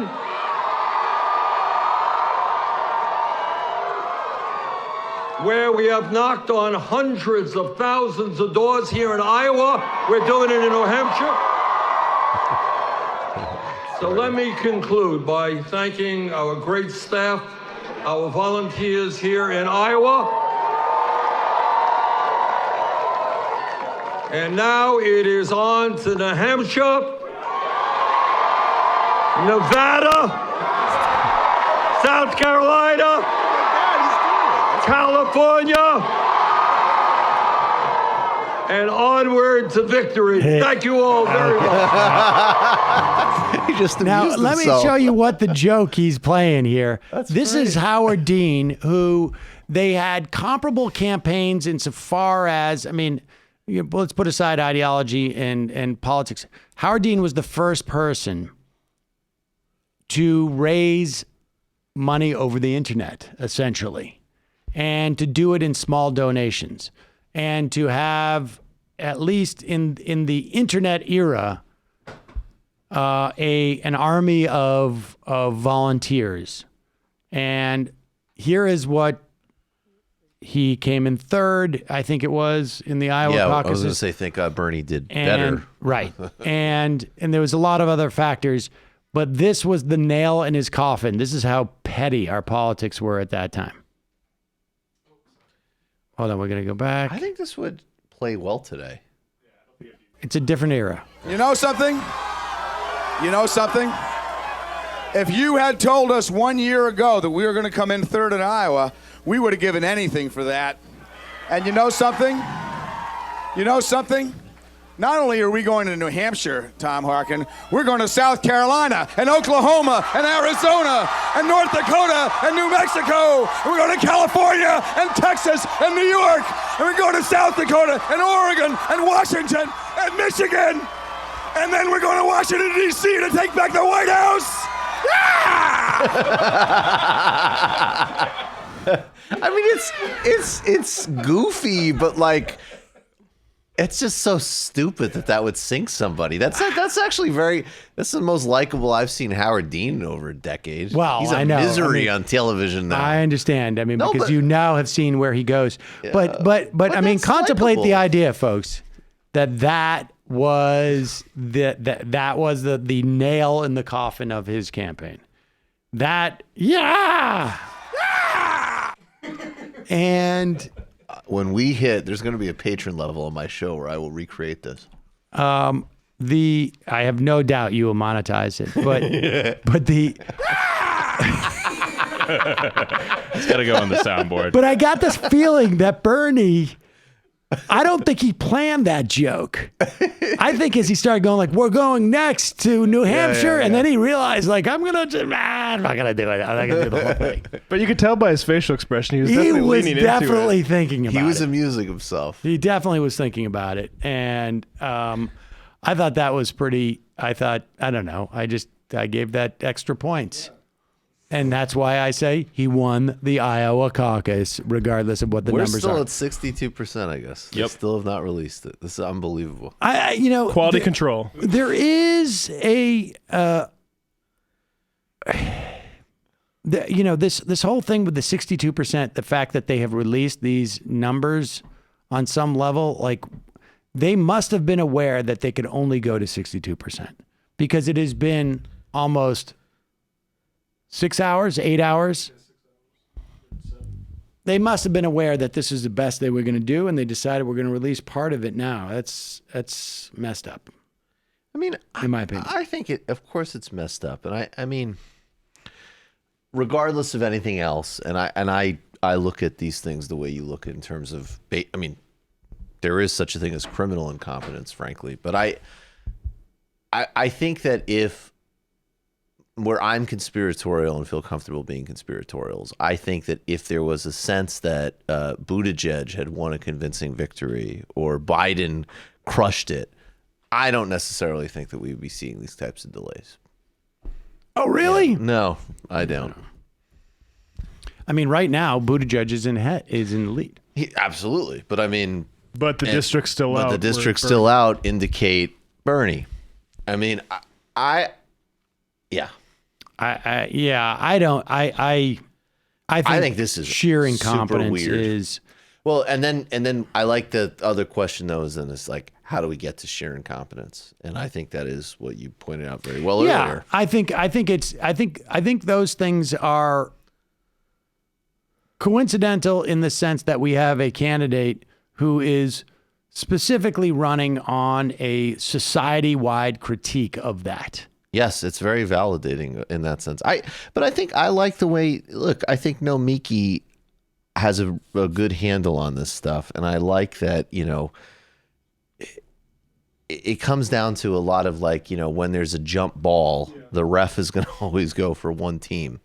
And I think that that's totally true. And I think it's a dynamic people should be aware of. On the other hand, I want to say to people, if you get totally in a conspiracy route, and I don't care. I don't, think whatever you want to think about DNC. I don't have any moral problem with it. But that is exactly what they would want you to think. That's because why Lindsey Graham if was you're in tweeting that about conspiracy mode, you're not hitting the pavement to crush it in New Hampshire and so on. So don't go down that path either. But here's what I would suggest in terms of bias. that jump ball is that the person always throws the ball with their righty hand, and it always has a tendency to move towards. I'm mixing up my metaphors in terms of like a political ideology, but they throw it with their right hand. It always drifts towards the left, and there's some people who always line up on the right, and some crossing things over. Probably better with the left. But the point is that I don't think that it is that this is a question of there being some type of like conspiracy. Again, I think it is just incompetence that is born, that happens to be coincidentally a function of the problem that in many ways animates Sanders' campaign. The conspiracy of capitalism. Yeah, to some extent. Institutional rot. Yeah, I mean, and to some extent, at different times, Warren has talked about corruption in this way, but she does not see it as endemic as much as which, whatever. Your mileage may vary, but I'm an endemic guy. Yeah, I mean, I think like there is a problem with this stuff, and certainly it's even more problematic in the context of institutions that are supposed to be in some way more democratic than a privately owned business. And I understand that technically the Democratic Party is a privately owned business, but they at least privatization for you.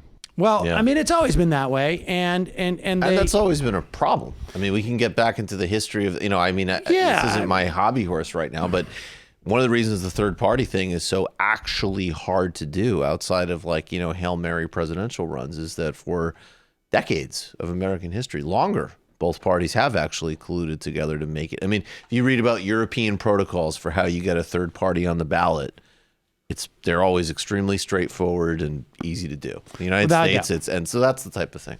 I would also remind people that the Democratic primary up until, now it seems like a long way ago, 50 years ago, there was no primaries. Yeah. You'd have one or two tiny elections, and it was just sort of like a data point for the guys in the back room to decide who was going to be the nominee. Yep. So we still haven't quite figured it out. I'm also reading, Sagar was pointing out that apparently, specifically, Iowa wasn't particularly, it existed, but Jimmy Carter made it a thing. Because Jimmy Carter saw that if he could leverage it and turn it into a message, that could propel his insurgency because he was coming out of nowhere.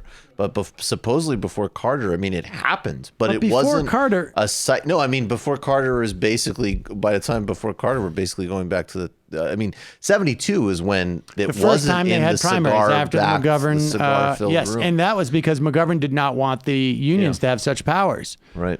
To determine who the nominee was going to be. So there's a lot of there's a lot of cross currents, and someone wants me to grow a spine and call out corruption. It's corrupt. Super chat. It is corrupt. Well, I don't think anybody's ever questioned that. I've been just saying that they got a contract that they shouldn't have gotten because of corruption. I don't think that there is a plot, because I'll be honest with you. I think the only thing that would have been if Bernie's not going to win by 8 percentage points, both on the delegate count and the first round voting, and it looks like he's going to win maybe 3 or 4 percentage points on the first round voting, it's conceivable it'll be a little bit higher, and then 3 or 4 percentage points on the delegates, or he loses to Buttigieg. Either way, that's basically the same outcome. Give or take a couple of points. It doesn't make it that much of a difference. The big thing is, if they were going to fix it, they would not have Biden come in 5th, and they would not have Klobuchar move up.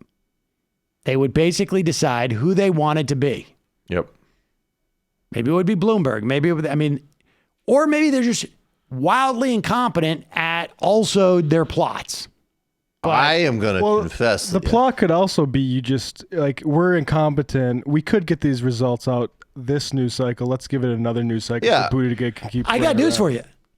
It's worse for Biden to clear the impeachment hurdle, because if you drop this stuff right now, I guarantee you right now we could turn on the TV. The only reason why they're talking about Iowa is because it hasn't been returned yet. If Iowa had been returned, we'd be on to the State of the Union. Well, but they would be interested in helping people, Buttigieg too, not just tomorrow. We will be talking impeachment. But what's going to happen is they're going to announce these things by Thursday, and then it's going to be Thursday, Friday, Saturday, Sunday, Monday, Tuesday. Did you ever read? This is a much smaller example. Did you ever read? I can't believe I read this book, but did you ever read the the traffic jam example from 2000 and Bob Shrum wrote this in his book. Like, this is not, he literally makes himself look bad. That basically Al Gore and Bill Bradley are in the New Hampshire primary. Bill Bradley has a shot at winning. They want to put it to bed. And essentially what Michael Wally, who's a very sleazy guy and field organizer guy, is pretty much, they basically, Gore's caravan of cars and buses and Secret Service is like, happens to be at a place where it's clogging traffic from people who commute to Boston and are driving home from work.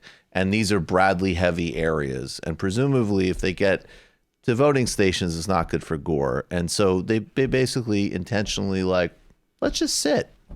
Like, let's clog the traffic, right? And that's, so, I mean, I think that I also want to put things like that in play too, that aren't like grand Baroque conspiracies, but like, no, people do shit like that. And it's, you know. But do you have an example in this? No, I wanted to just put it into the, no, definitely not in this. Of course. I just wanted to put that in play as like. I'd be surprised if the Sanders people don't do stuff like that. I would be livid if the Sanders people didn't do stuff like that. Right. And I just think that's the whole other level that people should be aware of that's happening. Of course. But I would say that when we know that everybody's doing it, if there is an institutional bias that supports one's, like, even in that example, if Bill Bradley's campaign, and there's no ideological stakes in that, but they didn't have the DNC and the incumbent president supporting them. If this campaign got caught trying to pull something like that, there might be a bigger consequence. So, you know, I think institutional that's bias hypothetical. matters. I don't know. Maybe. Yeah. It's possible. Yeah. I just think in this instance, we have there, if anything, again, I think like outside of somehow preventing Bernie from having a 9 or 10 point victory, which is the only thing that would have really, I think, sort of had any added value from where he's at now. Right. Because I really think that in terms of, from the Sanders perspective, having Biden be 4th or 5th and having Klobuchar still in the race. It's not a bad night at all. Those are the, I mean, like I say, if you give me 9 points win by Sanders, I would take that. But if I'm not getting that, or even if I am getting that, the value of Biden being 5th, I think I would rather Bernie where he is now with Biden being 5th and putting Klobuchar at 4th, because they are not going to be able to decide who's going to be the anti-Bernie. Right. And Bloomberg's they right won't there be able too. to, and they won't be able to do it until after Super Tuesday. That's right. And then I think it could be too late. Yep. So who knows? And maybe real quick, I mean, did you already put this up? But I like this Bhaskar point. That's saying elections are all hacked or completely manipulated is a great way to convince working people not to come out and vote and bother with supporting an insurgent candidate. Yeah, I mean, this is the the same thing as if Alex Jones didn't exist, the CIA would invent him. It's like you put people down a wormhole with these conspiracy theories. All it does is disempower them.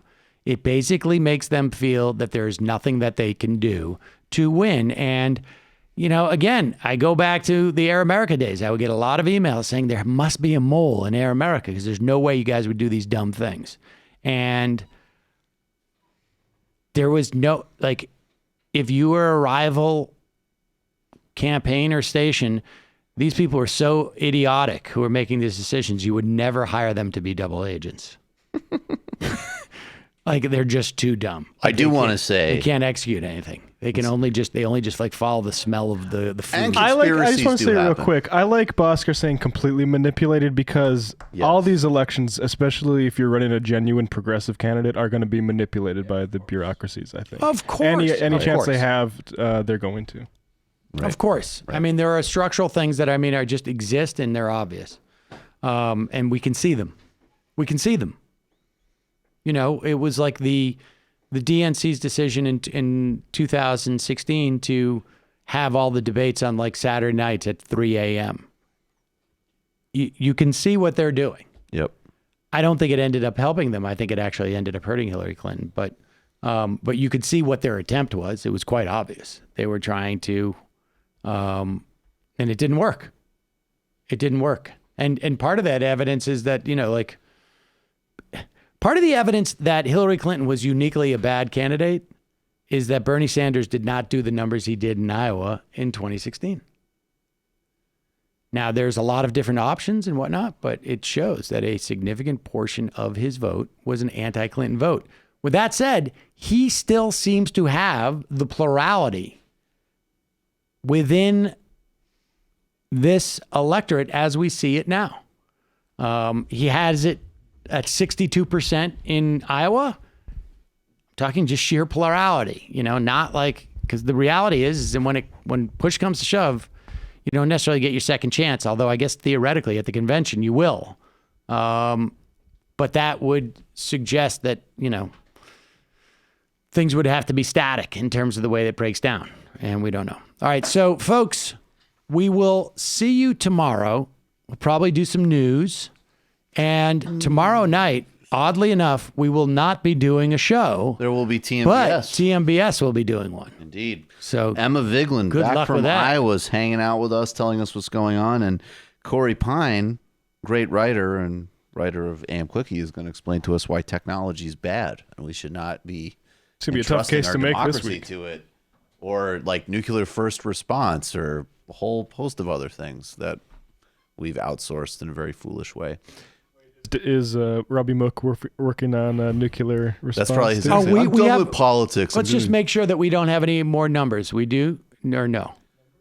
Is there Numbers anything on else the from Iowa come out? I haven't seen anything. folks. Bye-bye. It might take all the strength I got to get to where I want, but I know somehow I'm gonna get there. I wasn't looking when I just got caught between the truth and the light bar.